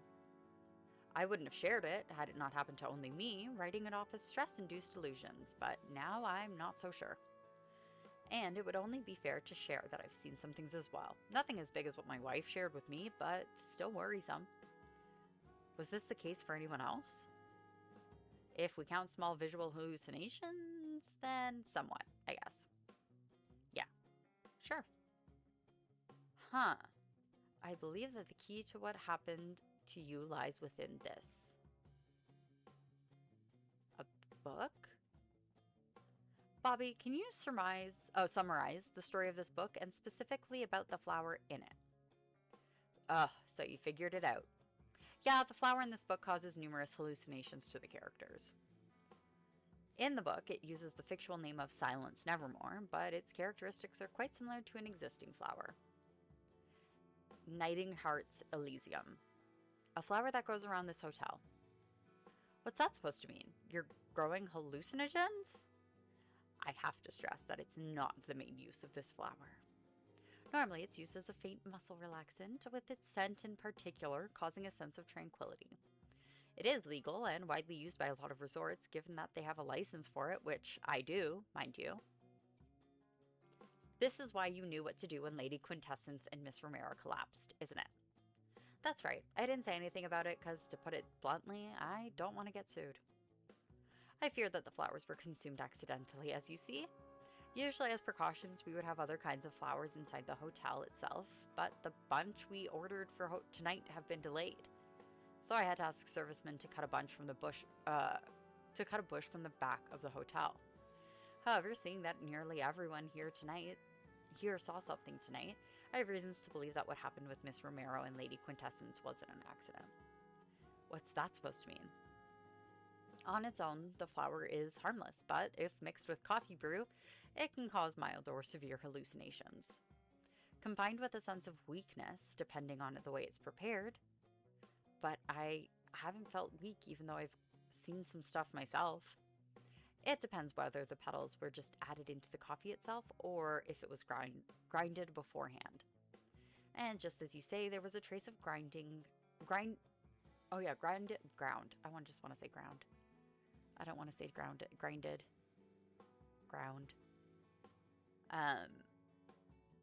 Nightingheart's Elysium stuck to the bottom of the cup that Miss Romero spilled. So what, someone poisoned us on purpose? Well, poisoned is a strong word, implying pain or harm. In your case, someone has tried to incapacitate you. Someone poisoned us.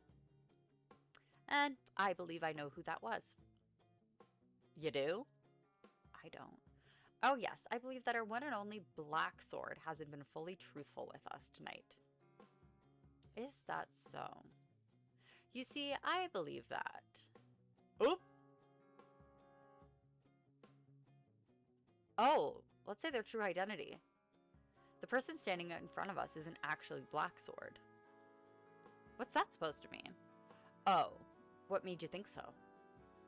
I found something that puts your identity into question.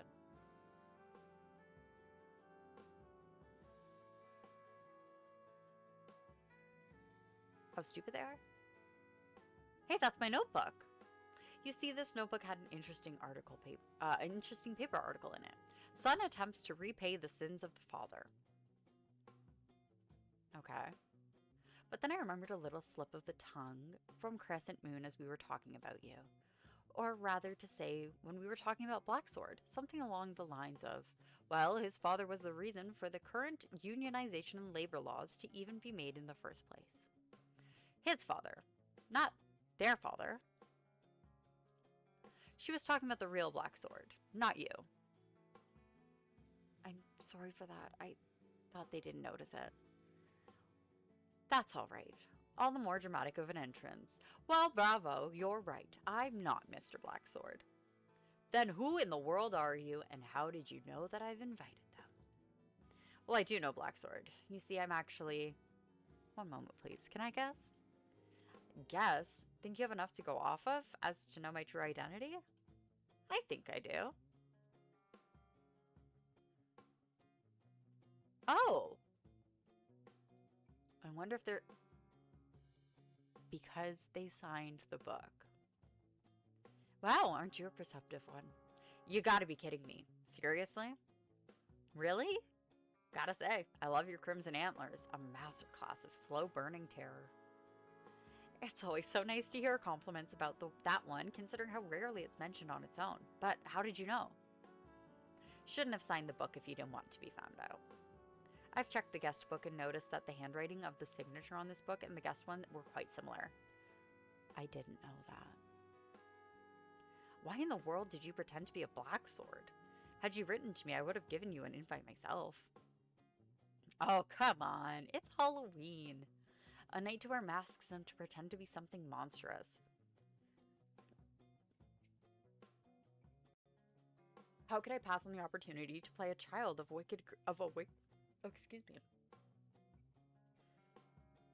child of a wicked creature such as Blacksword? Amari figured that trying to please the public in his situation is an uphill battle, so he just doesn't bother to do that and proposed that I go under his name. As well as an opportunity to play on my nerves. So what? Blacksword is actually some horror writer? What does this have to do with my wife and Lady Quintessence being poisoned? Right, Cephio, you're the one who wrote a book that heavily relies upon the knowledge of how Knighting Hearts Elysium works, yet you haven't brought it up at any point. Including when Lady Quintessence started wildly theorizing regarding her hallucinations. How come? Oh, I guess it just slipped my mind. Don't joke around with me. You've been silent because the person who poisoned the coffee with Miss Crescent was Miss Crescent Moon. What? Considering that the two of you have known each other for a while now, she must have read your book as well. Meaning she knew about the flower and possibly even its real-life counterpart. You recognize what's happening, and that's why you tagged along with me to look for servicemen to talk about that. Good theory, but not nearly enough evidence to support it. Oh, who cares at this point? Yes, I poisoned them. You little, I knew you were a petty one, but to stoop so low as to poison my wife because your own girlfriend died is just pathetic. I think that's very reasonable. I really do. I didn't try to poison your wife, you egocentric idiot. You were the one for whom that poison was intended for. She just drank it by mistake. Oh, that does make more sense. Michelle, just don't agree with her. Oh, hon, I wouldn't have married you had I not been ready to be poisoned by one of your competitors. That's just part of the deal. Well, that's pretty sweet, actually. Oh, for the love of... Why did you poison us? Because I'm sure that one of you killed Pumpkin. You think I will just stay on the sidelines and do nothing about it? This is preposterous. I had no My God. I had no ill intent towards her. Oh, please. You're the most two-faced person here. Even if she wasn't killed in your room, I would still suspect you. No need to explain why I suspected Mr. Romero. But why did you poison everyone else? Oh, I figured that if the police were to drug test us, it would be suspicious for only Lady Quintessence and Mr. Romero to have traces of Knighting Hearts Elysium. So I added a small dose to everyone's coffee. Even mine. Girl, you so gonna get sued. That's it. Oh, that's if you won't be in prison for murder before then. Enough. This is all nice, but where does it lead us? Well, yes, this little detour into the mystery of deranged dames and their dramatic games reveals that we were drugged, some more than others, as well as who has drugged us.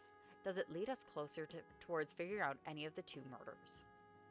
That's something I'm not really sure about, to be honest. Sometimes it's just good to go with the flow and see where it leads.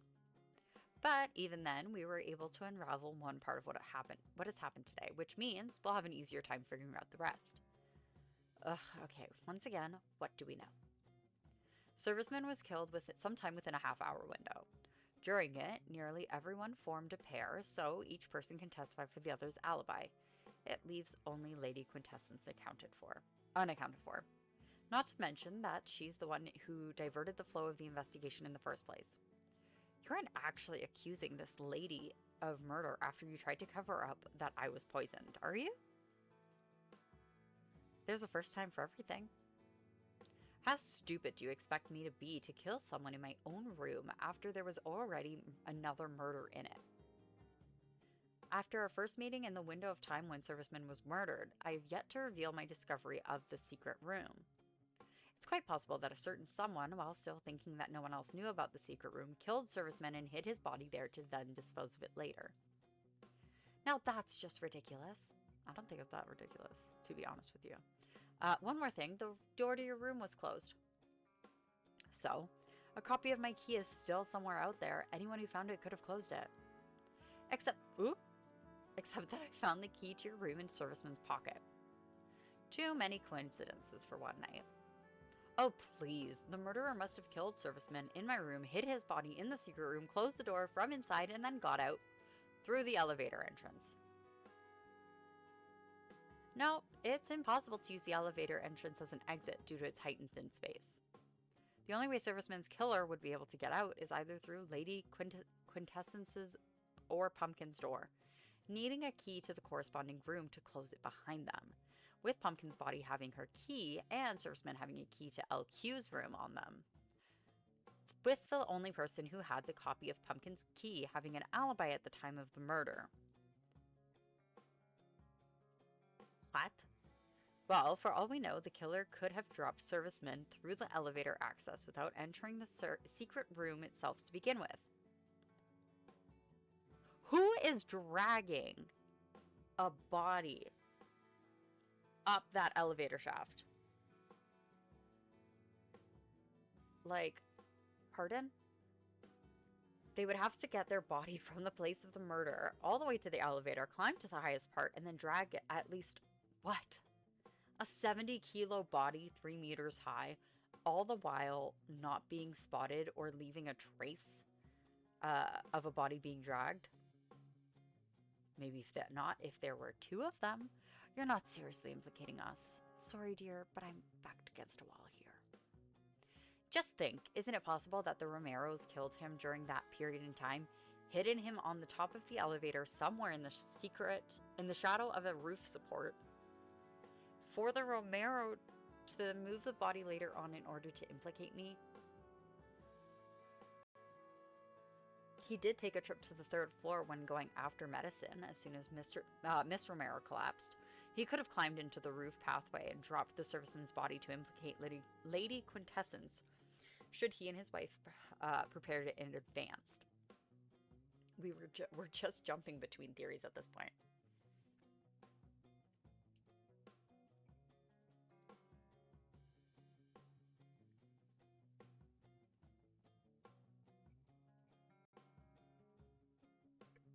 I mean,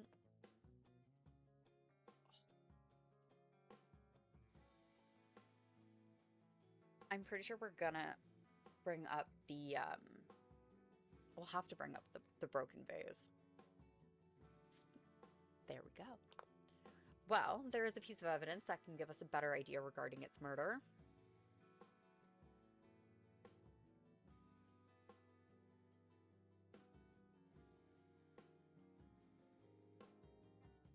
Which bush, exactly? Maybe which bush?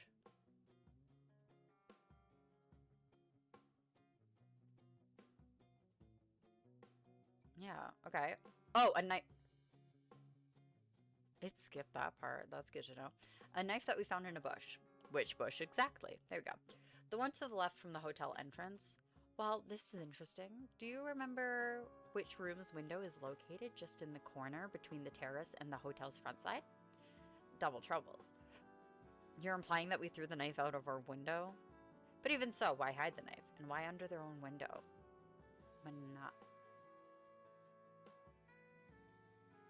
I feel like my mouse clicks too intensely.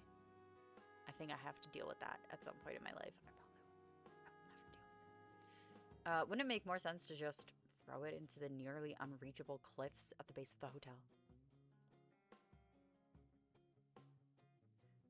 Too much trouble to only raise more suspicion in a scenario where the knife is found.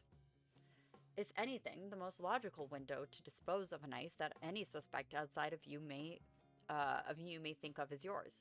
So what? Serviceman's murder happened in a short time frame. I wouldn't have had time to go outside and plant the knife, nor thrown it far enough for it to land specifically under Romero's window for mine. No, there is one way.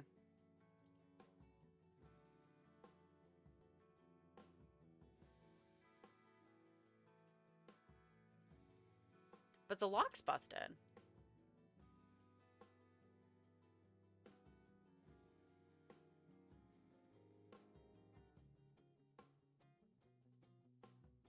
What? Pumpkin's body was on it for some time before it slid down. You could have just used it to get towards Double Trouble's window to then drop the blade from that part of the hotel. Wait, that must be it. Romero must have gotten into my room from the window that was open since the start of the investigation. That way, he could have closed the door from inside and then get out through his own window. That must be it. Girl, the window's broken. What? No, it can't be. It can't be. Fine. I can't go on like this. I've dragged my name through the dirt enough during this embarrassment of a defense. Helen? Yes, I killed servicemen, but only servicemen. We're listening. I haven't visited my room until a bit before our first meetings. What reason would I have to do so at that time? We didn't know that the window from which Pumpkin fell out was mine, not her own. But when I was about to enter my room, I saw that the door to it was open, and inside it was serviceman doing something behind an open painting. I tried to glimpse at what he was doing until the wooden floor creaked, letting him know about my presence. In hindsight, it's possible that he was trying to get rid of some evidence. He panicked, and the next thing I remember was him trying to hit me with a vase. I grabbed a carving knife in self-defense. First swing cut his arm, the second his throat. I didn't mean for him to die. I just didn't want to repeat the fate that fell upon our dear Pumpkin. Just to think that Bill would attempt to harm you, a person he worked for more than a decade. Why didn't you tell me? Sorry for trying to shift the suspicion onto you. Thought that if I murked the waters, it would be harder to prove that I was the one who killed him. Even if not intentionally. Miss Crescent Moon, I swear, I didn't do anything to Pumpkin. Considering Serviceman's actions, it's highly possible that he found my lost key. Invited Miss Pumpkin into my room under some excuse and then killed her to put all the suspicion on me. Is that right? Excuse me?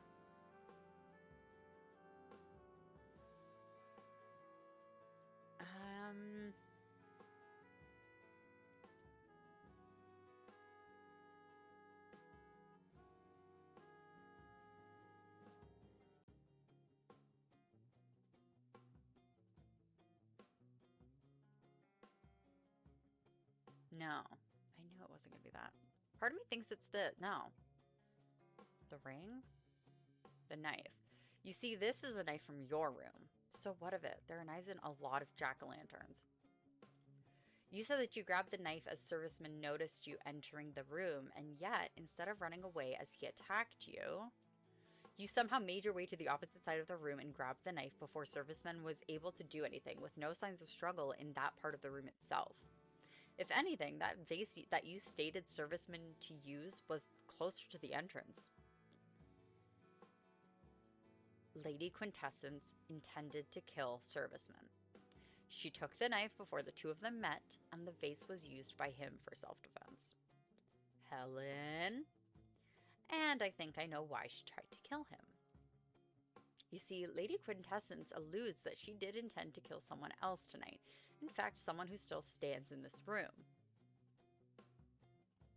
What's that supposed to mean? You see, it's quite possible that trying to get rid of the evidence wasn't the only thing he intended to do in your room. He was looking for... the note, no. The monies? This. The cash bills stole over the years? It was... oh, none of this was stolen. It was payment. Helen, say something. No comment? Why's that now? Afraid to give any information that might give the police enough to work with? To put you behind bars? Well then, let me tell you how this night was supposed to play out. Prior to Old Bones Bobby, you used to own this hotel, with servicemen working here even back then, so the two of you knew each other quite well. You knew that after working here for more than 20 years, he wanted to turn his life around. But how could he? He never made enough to afford moving somewhere else. A free room for staff was too good to just let go of it in his situation. So you proposed a deal, one that he couldn't say no to. Kill, and you'll get the money. Fast forward to tonight, when your little arrangement was supposed to play out, and before you know it, you hear a scream coming from the terrace. A body was found, but it wasn't the body of the person you were expecting. It was Pumpkin, but how come? It wasn't what you agreed upon. You couldn't confront servicemen in front of us, so you left with double trouble as an excuse to later meet up with him. And when you did, you were sure that he was the one who must have killed Pumpkin. It was too much of a coincidence. You see him trying to find the money that was meant to be in the secret room, so you confront him, and everything plays out just about how you described, with the exception of you already being ready to kill him. This is all a nice little theory you baked here, but a huge stack of cash can't be the only evidence you have for that. Well then, wouldn't you want to take a look at this? Is this supposed to be addressed to me? I found it in the secret compartment of Lady Quintessence's table. And if you have any doubts about the author of this card, I recommend you compare it to this. Her H's. I have nothing to say until I see my lawyer. Girl, you tried to kill my husband. Why? As far as I can say, the reason is simple. Money. What? She did propose to buy out one of the cafes placed in one of her hotels, didn't she? Mr. Romero was the face of your company. Had he died, your company would face at least some kind of financial trouble. Give it just a bit of time and Lady Quintessence would propose to buy out more and more of your establishments for a much lesser price. All of that just to make me sell a bunch of coffee chain places? You're a businesswoman, just like me, Michelle. You know how it works. Go on. You're just giving more for a lawyer to play around with. I swear I'm gonna kill her. This is why you invited Crescent Moon, Pumpkin, and even Blacksword. To create as many suspects who might have had motivation to kill Mr. Romero. That is, if he was considered to be killed at least. This is why the chains to the basement were just laying on the ground. You agreed with servicemen to incapacitate him in the middle of the night, get him to the back, and throw him down the cliffs. At best, it would look like an accident. I found rope. Do we really need to do this? Yeah, no chance we're trusting you with as much as moving until the police comes around. So what? Bill killed Pumpkin while trying to steal from her, while Lady Quintessence killed Bill for doing that. Hard to tell yet. Feels like I'm missing something, but can't put a finger on it yet. Don't know how about you all, but I need to take a break from this all. Wholeheartedly agree on that. We'll let you know if I find anything.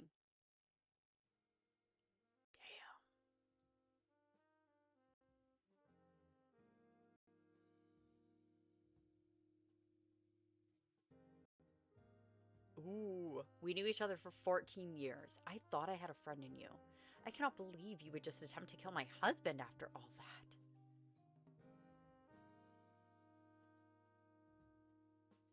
Darling, I've allegedly killed Bill for the serviceman who I knew for more than 15 years. Had that part about your husband not been revealed, you would have pretended to sympathize with me by going through such a traumatic experience. Please, spare me with your crocodile tears. Only reason you ever stomached me was because it was convenient for you. I confided in you when my mother died. How is that in any way performative? I didn't say performative. I said convenient. And so was that. The only reason you came crying to me is because you had no one who would listen to what you had to say. Don't you ever. Oh, yes! Why did you stop at just one slap? I'm sure a quiet boy like you wanted to get an excuse to do so for a while, didn't you? What's that supposed to mean? Go figure. Your wife isn't a very good judge of character, given how blind she was about me. Who can even tell how much she misjudged you? I had enough of this. I hate you.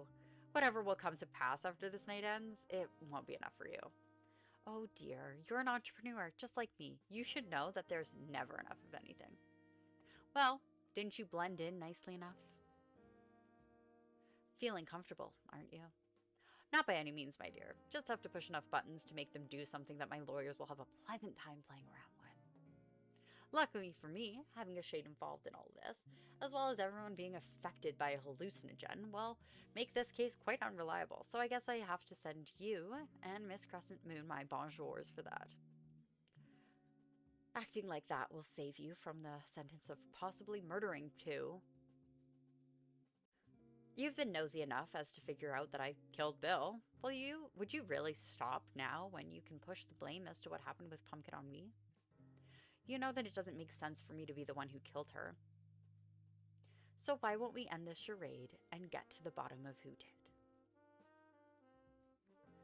Girl, I'd love to. I have never been more confused in my life. This doesn't make sense.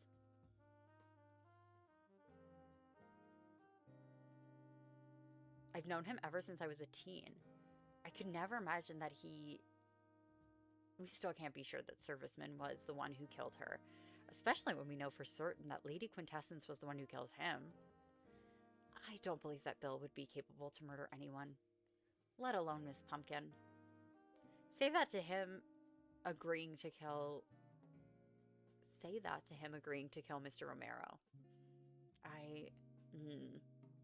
There is something I've been considering telling you, Miss Crescent Moon. Now, when neither Pumpkin nor Bill I feel like you deserve to know. Huh?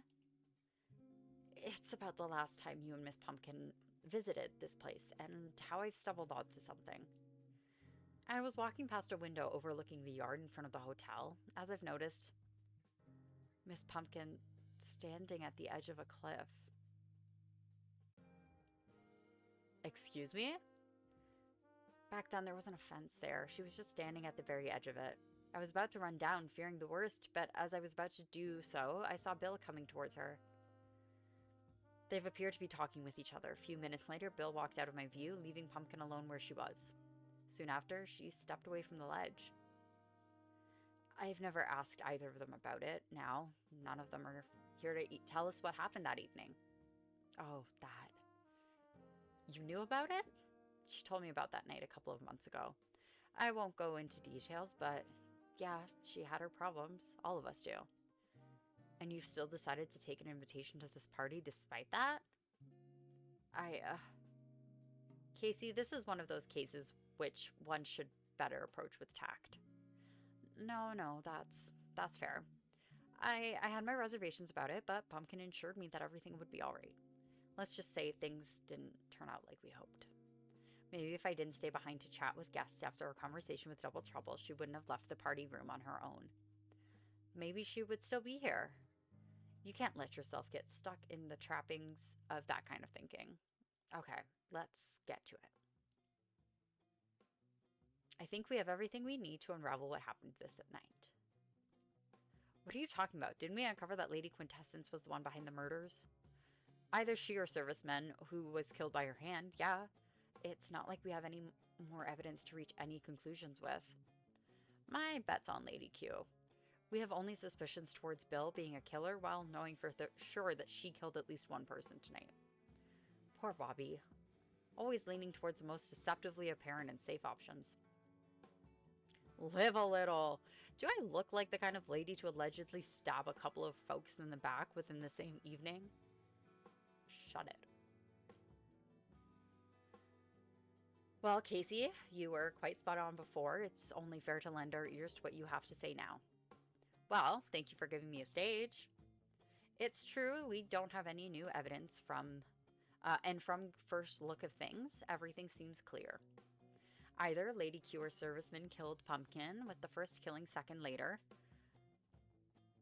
But here lies the detail we have averted the very first time. Why did Pumpkin's body end up on the roof under Lady Quintessence's window? To hide it. Oh, right. After serviceman's murder, we could say for certain that she knew about the secret room because behind the painting because that's where she hid him. You might have just as well asked me about it. Shush, I enjoy hearing myself think much more than you talking. I mean, if she already owned the hotel, it's very fair that she would already know about this room, right? Because I think it said she had worked there, she owned it for 15 years. So she has to have known about it regardless. But that is strange, with her knowing about the secret room. It's very unlikely that she would choose to just throw Pumpkin on the roof. That would make it too easy to find, as we were able to tell from firsthand experience. So, in other words, it's very likely that whoever killed Pumpkin didn't know about the secret room.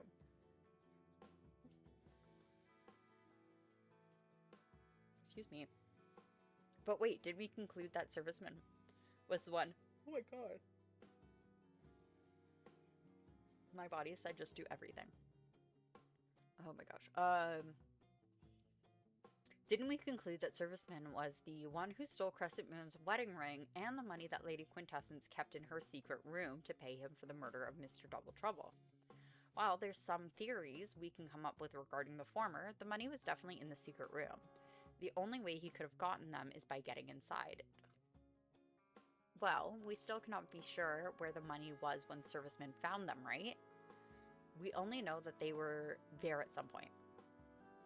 Neither can be sure that Pumpkin's key wasn't stolen and given back to her between when she was killed and when we found her body. So you're proposing that Bill what?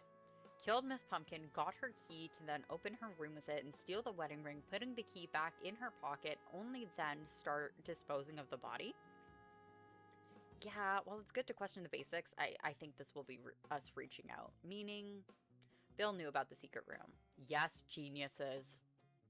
But wait, does that mean whoever killed Pumpkin didn't know about the secret room? Well, isn't that something? Bet you didn't want to hear that when asking a shade to perform their little play, right, Romero? No, we can say for certain that Pumpkin's killer knew about the secret room.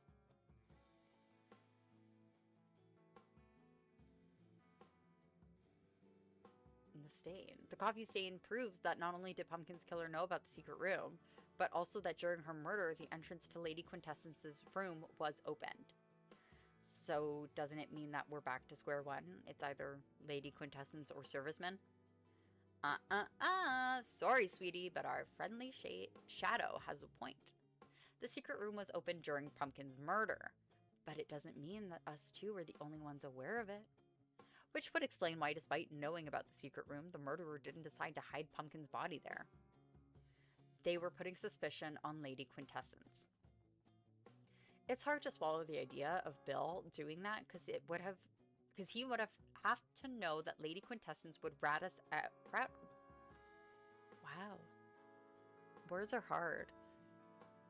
It was hard to swallow the idea of Bill doing that because he would have to know that Lady Quintessence would rat out his involvement in the planned murder of Mr. Double Trouble.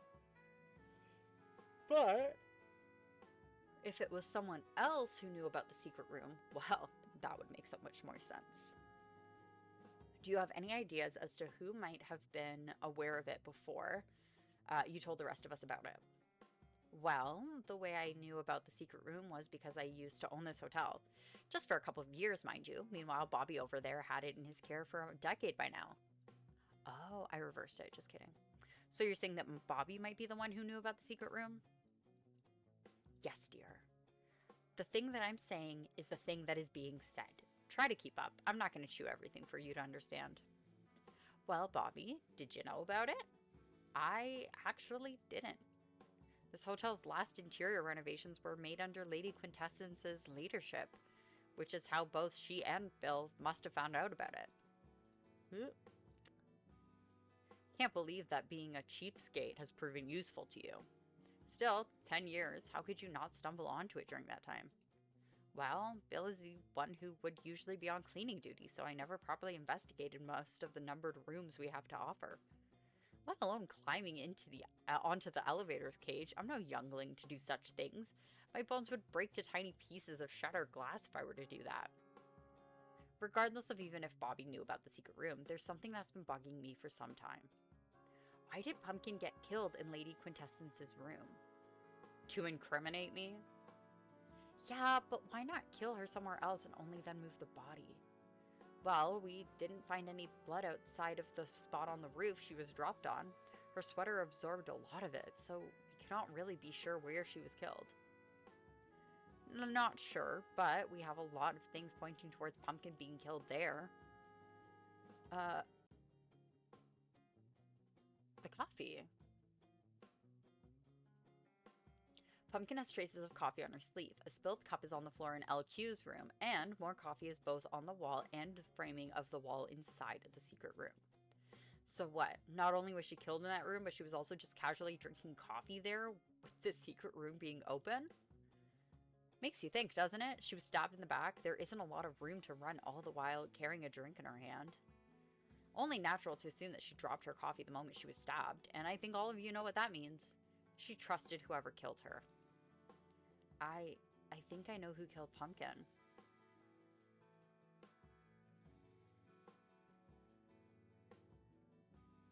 Girl, I don't know who killed Pumpkin.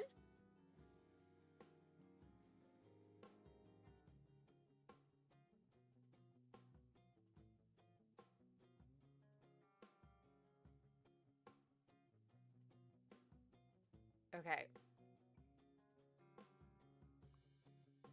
It's definitely not the rabbits. We're gonna get them out of the way.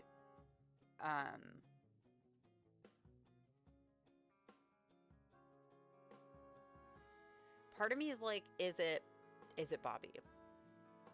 But I don't know how good of a relationship they have. Like, I'm kind of leaning these three. Oh, wait, no, because they were the one. I don't know if they know each other. But, okay, so these two. I'd like to think it's not her.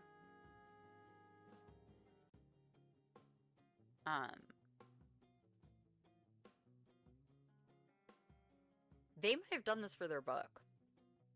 Oh! It was her. Oh no, Miss Crescent Moon. What? I think you're barking on the wrong tree here, fella. Is that so? We know that Pumpkin was murdered by someone she would trust enough to follow them into a secret room and then later turn their back to them. Well, who would she trust more than her own fiance? We're talking about trusted enough to go along with them, not the most trusted. And, even then, you were there. When we opened Pumpkin's room, can you really say that she trusted me, considering that she didn't even give me a key to her number? And that's the thing. I think that's what led you to her murder. What? You're not seriously telling me that I killed her because she didn't give me a key to her room? No, I don't think that it was the reason, but I think that this is what let you do that. Let you to do that. Oh, led you. What? Firstly, let's do a simple narrowing down of our suspects, okay? For someone to access the secret room, they have to either go through Lady Quintessence's room or the passage under the roof, for which they would have to climb the elevator's framework, knowing that it was there in the first place to begin with. We have discussed how it doesn't make sense for either Lady Quintessence or Serviceman to have killed Pumpkin, and with both of them having each of the only keys to Lady Quintessence's room. We can cross out the possibility of an entrance there to be the entry point, leaving only the passage from an elevator. While we might suspect Bobby to have known about the secret room, his age wouldn't allow him to climb up all the way up and jump 2 meters down. It's 3, but it's fine. Either of the double troubles would be too suspicious for her to decide not only to follow, but also to turn her back to them. And finally, oh, and what about you? How can I trust that a paranormal being who can traverse shadows that disregards the laws to not just come up with the charade of a murder mystery for their own entertainment? You used to visit this hotel since childhood, right? What? You said so yourself. A kid stuck in a hotel whose main point is to relax and escape the troubles that wait outside. Doesn't seem like there's much to do, does it? Would it be so out there to propose that you had more than enough time and curiosity as to just climb the framing of the elevator, finding the secret room back then? Oop. And what? You want to say that she would jump 2 meters down the one-way hole, not getting even a sprained ankle? What? That's how you got it all the way back in the day. That's how you got it all the way back in the day, isn't it? That's nothing more than speculation. And yet, there are even more things pointing towards you. So what? You think I just crawled into the secret room and then invited Pumpkin to go with me to Lady Quintessence's room where I just stabbed her because of what? Getting mad at her for not sharing a room with me? Something like that. That's absurd. No, you're just making it sound like that because we don't know the motive behind it yet. What possible motive could there be for me to do something like that? I wonder that myself. I find your logic a bit contradictory. We know that the knife in Pumpkin's body was the one that LQ and Serviceman prepared to murder Mr. Double Trouble. So, because the murder weapon wasn't prepared in advance, if we still go with a line of thinking that neither LQ or Serviceman would be a reasonable candidate, then it would mean that the murder wasn't premeditated. Or at least not until the murderer stumbled onto the weapon. I don't think that Julia would just sneak into a secret room for who even knows what reasons.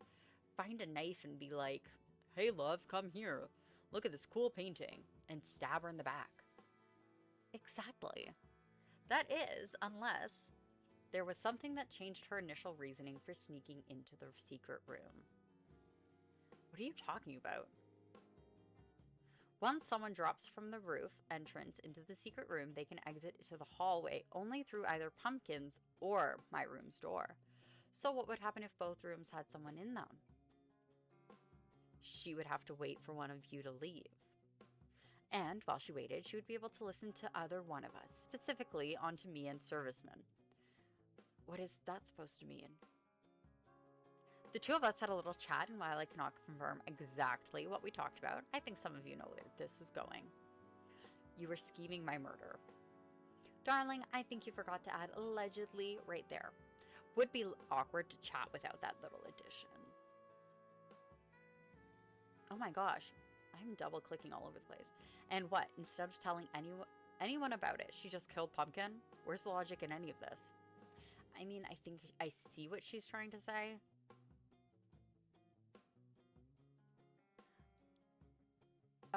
I just understand now. It wasn't like an even based on things. It's like who's on whose team, maybe?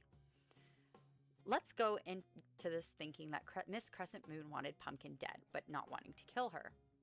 What in the world are you talking about? What is this? You cannot find reasoning and instead you're making it up? My girlfriend is dead and you all accuse me of killing her with nothing but baseless theories? I think you'd prefer to stay quiet now, so that your silence during our conversation about your poisoning won't incriminate you even more. What are you talking about? Oh, don't worry. We'll get to that. Bobby, continue. Your comment regarding the story of Pumpkin nearly jumping off the cliff a couple years back rubbed me the wrong way. You knew about Pumpkin's experience with this hotel. At best, it's just negligence, but at worst, can we really be sure that part of the reason as to why you took on the invitation was in hopes of that experience to repeat? Ooh. How can you say something as heartless as that? If that was the case, Could it be that when Pumpkin left the party room, you, without having a key, decided to check on her room through the secret passage, which made you stumble onto the knife and money? And money. Having Lady Quintessence come to the room soon after, talking with servicemen about the planned murder of my husband. Overhearing the fact that if there was any suspicion of foul play, that she, Pumpkin, Cephio, who at the time was believed to be Black Sword or a Shade, would be the first ones the police would have their eyes on. Of course, that could have easily been prevented with a simple accusation, but that might have negatively affected your reputation if you weren't able to prove it. Isn't that right? You deplorable. Take your words back. I don't think that the reason would be something as insignificant as reputation. You're saying this only because you don't know her well enough. If we're going to go with a theory that she wanted Pumpkin to die, but not necessarily murder her, then stumbling on a murder scheme in the process would be the second best thing to her outside of a scenario where Pumpkin would successfully get away with what she attempted a couple years ago. When the investigation would start, the police would start with the most obvious of leads. A murder being committed in Lady Quintessence's room, body hidden under her window, murder weapon being prepared by servicemen in LQ, stashed with stolen valuable stuff hidden somewhere. The serviceman would be the first suspect, and any other loose thread left from the setup plan murder of Mr. Double Trouble. So she took the opportunity that presented itself to her. No, I wouldn't do something like that. Why are you trying to set me up for something I didn't do? I guess it's time to move on to the poisoning. What about it? You already know that Julia added different doses of Knighting Heart's Elysium to our beverages after we found the body, suspecting either Mr. Double Trouble or Lady Quintessence. Being right when it comes to the latter. That's the thing. We moved on from it so fast that we didn't look into the details. Meaning the timing of it all. The given reason for why Crescent Moon did so, it was her reaction to Pumpkin's death. Which makes you think, when would she have an opportunity to do that? What? That's true. After finding the body, all of us were in a single group with you being in the center of attention, as you were the one who had the closest relationship with Pumpkin. No way you could have poisoned anyone's drinks then. Then, everyone except me left the party room. If anyone came along, I would have noticed them, especially with the elevator sound. Me and my husband spent the rest of our free time before our first discussion in our chambers, where it would be impossible for anyone to sneak in unnoticed. And you were still drinking from the same cup as you did before during the entirety of that conversation. Julia, when did you poison them? Okay, maybe my justification for poisoning wasn't genuine. I intended to poison Mr. Romero from the very beginning of this evening. Pumpkin's surprising death was an excuse I gave when being found out. What are you talking about? After our first meeting here, I slipped some of the grinded Knighting Heart's Elysium into a cup that I thought servicemen would serve to Double Trouble, which ended up going towards Lady Quintessence, with my second attempt ending up in Mrs. Romero's hands. When would you even poison the others with regular petals, then? Oh, slightly before the discovery of Pumpkin's body. While not everyone has returned yet, I dropped some petals into all the drinks. So what, you just decided to poison someone for no good reason? When would you even have time to grind the flour into dust? I did it before arriving at the hotel. Yeah, that's right. Where did you get the flowers needed for that then? Only resorts and hotels such as mine have a license to use it. I've been here before, haven't I?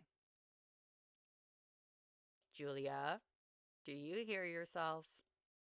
So you want to say that the last time you've been to this hotel, a couple of years ago, you took some Knighting Heart's Elysium, grinded it into a dust, saved it until this night, came to this hotel with your girlfriend who had a suicidal episode the last time she was here, poisoned Lady Quintessence and Mrs. Romero while attempting to do that to Mr. Romero in the only possible time frame when you would be able to do that. Spent most of your night away from your girlfriend who didn't feel like even giving you a key to her room, with her later being found dead, with circumstances where you're one of the most likely suspects when we look past a literal planned murder that anyone who knew about the secret room could have used to cover the most likely leads towards themselves. Oh, Wouldn't you know? There are reasons to believe that you did know about that room. What a surprise.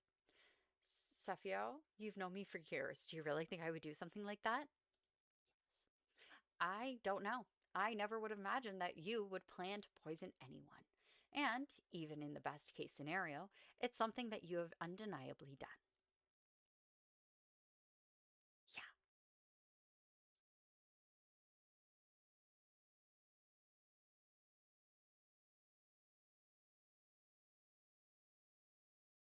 Oh,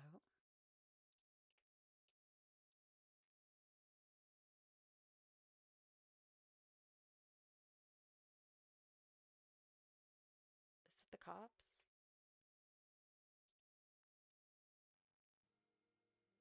How are you? I don't know. I thought that the way I feel right now would change when the police would take her away, but it didn't. She killed my best friend, her fiance. I lied to protect her when I realized that she poisoned Lady Q and Mrs. Double Trouble, all the while not even taking a minute to think about the implications behind what she did. I was a fool. I wish our first meeting would have transpired under better circumstances. If you need an emotional scapegoat to vent your frustrations, I wouldn't mind if that was me. No, had you not involved yourself into this, I would have most likely lived the rest of my life unbeknownst to the truth. You've helped me more than enough. If anything, I am the one at fault for everything that has gone down tonight. Had I not introduced them to each other, Pumpkin would still be with us. You can't let yourself get stuck in the trappings of that kind of thinking. Quoting advice from an idiot. Just, hey, sorry for interrupting, but we were on our way home. You arrived here with Pumpkin and Crescent Moon, didn't you? We can we can give you a lift back to the city if you don't mind. Right, thanks. Excuse my self-pitying. For what it's worth, meeting you has been the best part of this night. Here, that's my number. Hope that we'll cross our paths under better circumstances once more.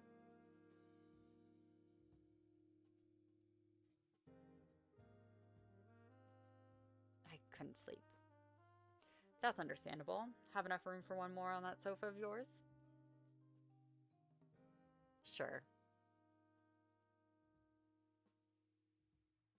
Close your eyes. I don't want to sleep. Just a few seconds. Fine.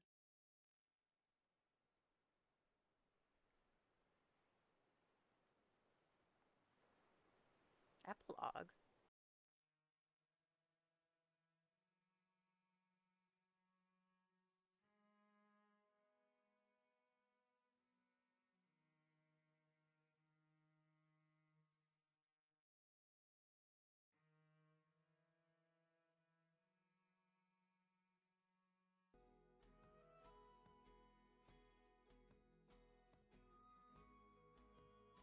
So you're the fabled Julia that Seth was telling me about. Oh, yeah, sorry. Are you feeling all right? Is this how they met?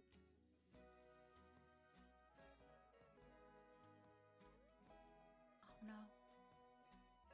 Oh, if you want, we can move this meeting for later. Kinda late for that, isn't it? Yeah, somewhat. Listen, I know Sefio told you I was looking for a barista, but I kind of found one already by the point they arranged this meetup.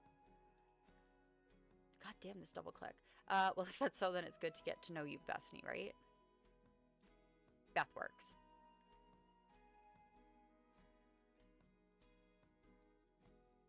Beth, well then, would you like a drink? Don't think I've ever been to such a festive party before. Please don't mind the audience. The only reason I even go to these is because my financial advisor says that it would be better to have the local hierarchy at least known about my existence.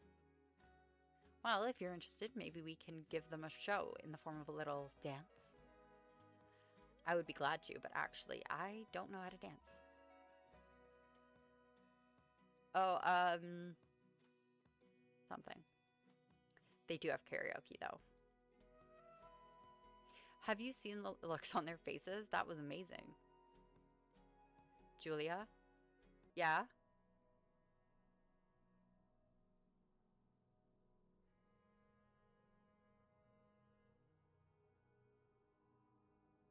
Why are you back?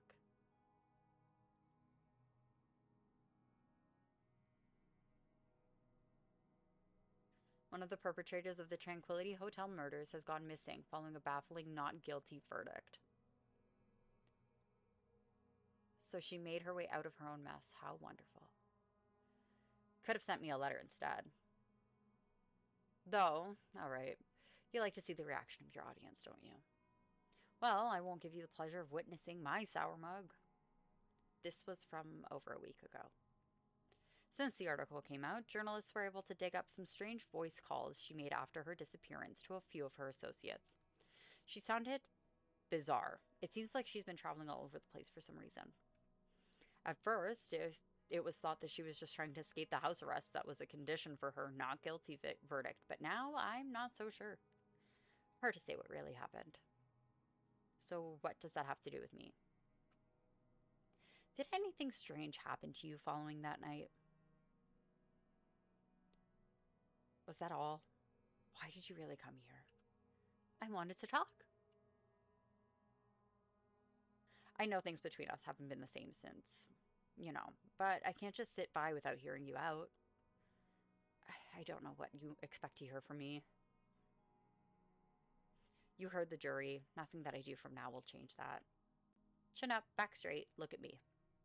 You haven't done what they think you did. And if they made you believe you actually did it, then those who are dead by your hand deserved what was coming to them. You are my daughter. Nothing will change that.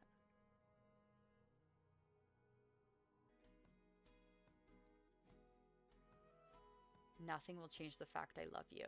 Please, just don't. We've talked about this. I cannot give you what you're looking for. Whatever this thing that we have right now is working. Why change anything? You've been the most stable part of my life ever since my grandma's passing. I don't want to rock the boat while the waters seem so deep. I thought that by this point things would be different, but of course, why would they be? I don't even know what I'm looking for anymore. I want to talk to the Julie I used to know, and when I speak with you, it's like all I see is a stranger. Just talk to me. I don't want to give up on you, but the more we talk, the harder it is for me to carry the same sentiment. Just tell me why. I didn't think she loved me. Did you love her? Do I get to pick? Yes. Or at least I did at first. But it's been so long since I've told her how I feel that I can't even be sure what love is anymore. Our relationship was complicated. Why didn't you just break up with her? I tried, but things have gotten out of hand way too quickly by then. Please just give me one more chance. A chance for what? And making whatever that we have going on work? Beth, all I need is an answer for a simple question. Do you love me or do you not?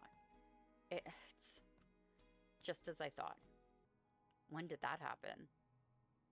Prior to the winter solstice 2 years ago. And yet, both of you looked rather happy that day. As I've said, things became more complicated than I ever wanted them to be. Even the brightest moon will shade in the shadow, hun. Or shade will fade. Oh, cut the crap. So what? You just played it all for the public. That was part of it, yeah. The formation of our relationship was seen by so many eyes. Eyes of those whose words alone would give me the ability to go further than I could have on my own. Throughout all my youth, I would uphold the romanticized ideals of independence that you bestowed upon me, yet, when I was thrust into the real world, nearly all my attempts would be all but futile. And then I was contacted by the Black Sword.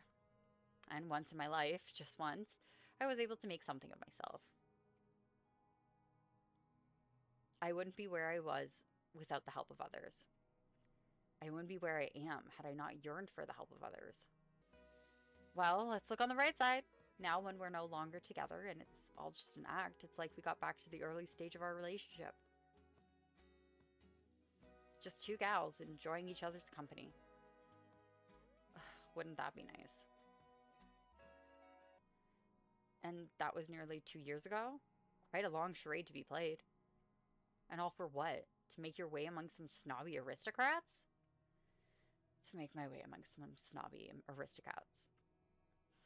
It's so nice to have a good place in our town that hasn't been touched by the Romero's greedy hands. They have so much capital, and yet they can't even add any good choices to their menus. Work under them isn't much better. My girlfriend has been constantly complaining how suffocating of a work environment they have for years. Your partner works for them? How come? Oh, well, I'm a relatively small business owner. When she was looking for a job, I didn't have any opportunities for her. For years by now? Well, you see, please keep this just between us, but I've been preparing to employ her right before this autumn. Oh well, they're lost to let someone like your partner slip away from their grasp. And what a wonderful timing to have their wounds to last so much longer in such a busy season. Will you let her do one of those adorable drawings on top of the coffee with hearts and little faces on them? No dish is truly good without those. Romeros are so stingy. They don't see how much little stuff like that matter for the proper energizing experience.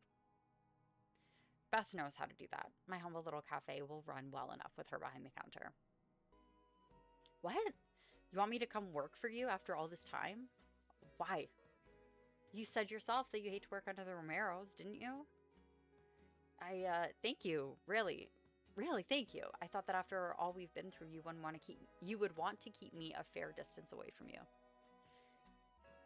I wasn't the one who was afraid of getting close when it mattered the most.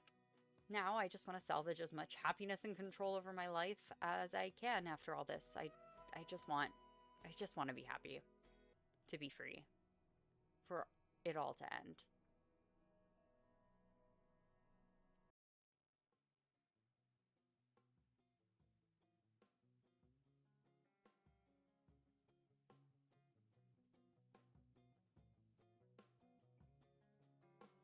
Hey, Jules, I could really use someone to talk to right now. Are you even there?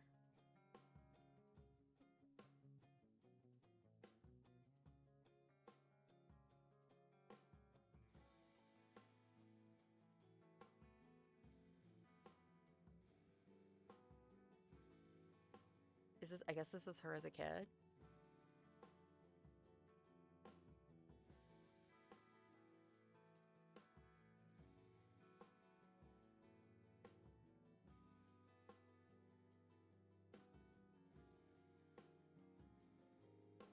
Oh, so inside was the dagger and money. What in the... So, what's this all about? We should cancel tonight's plan. Are you out of your mind? A black sword and a shade? Cops will eat them up as suspects. Do deed. Point fingers. The police will finish the paperwork. We don't need suspects. The whole point and the reason I agreed to this is that it would look like an accident. Just need some guy who decided to go out for a night smoking, slipping and falling to his death onto the sharp spikes at the very bottom of the ravine. But once they'll start thinking of foul play, they could get onto us. Not if we'll be careful. Regardless, it's too late to back out now. You've got your first part of the payment, and when you'll stop with this whining, you can take the second alongside the knife to do the deed. Try to pull a fast one on me, and you'll know what'll happen to you. Do we have it clear? Yes, Miss Quintessence. Then go and enjoy the party. I will join you soon after. But we have the knife instead.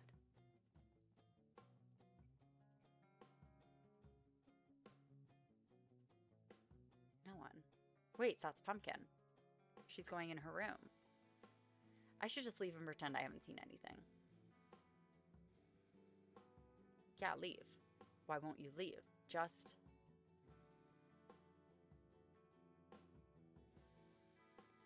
Oh, hey. Jules, what are you doing here? What is that? Thought you'd be interested to see this. Oh, wow. How long did you know about it? For a while, but our last visit didn't give me much opportunity to bring it up. Right. So, do you want to see the best this hotel has to offer while there's no one here? Not gonna lie, I expected something more luxurious than this. Can at least open windows in this one. it is quite a good view. Oh, we missed it.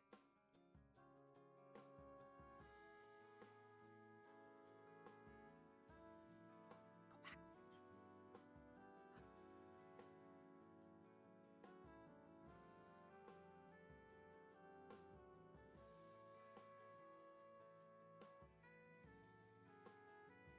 Oh, girl.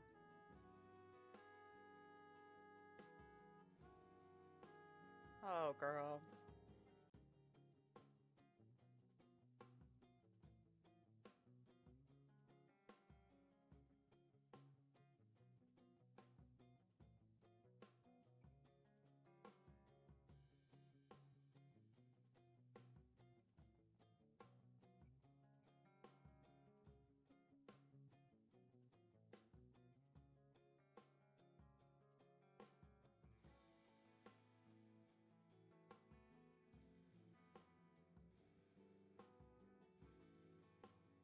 Oh, serviceman, bring us more coffee.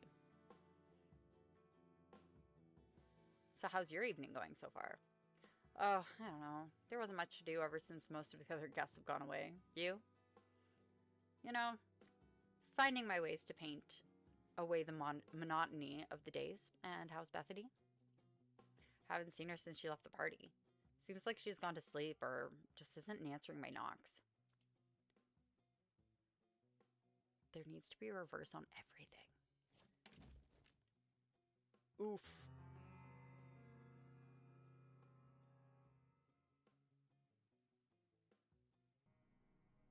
What is with this?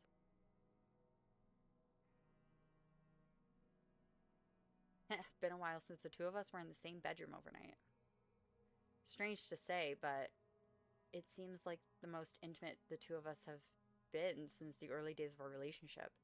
I missed it. I know you might be a bit disappointed in the whole killing you thing, but I won't lie. I was glad to finally be done with it all. After all you've put me through, didn't I deserve the satisfaction of putting a blade through your heart? Missed the mark somewhat there. It's hard to go into stuff blindly, but that's nothing new for either one of us. So please, just leave. Leave me already. I beg you.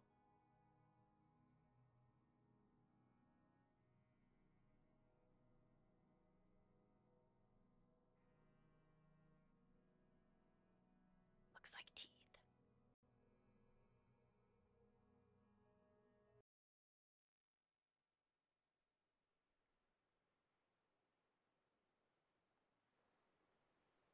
Following a bizarre number of appearances, maybe it might be disappearance.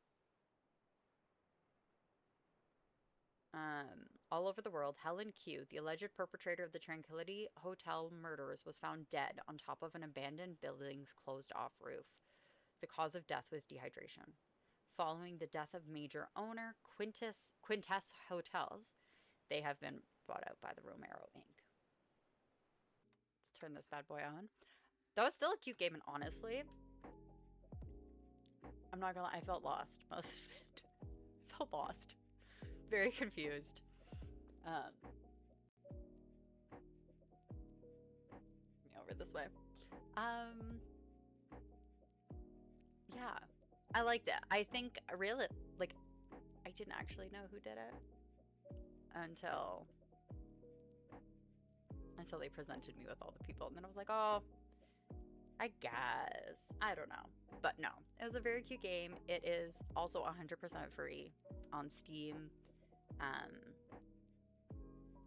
get the full game for freezies.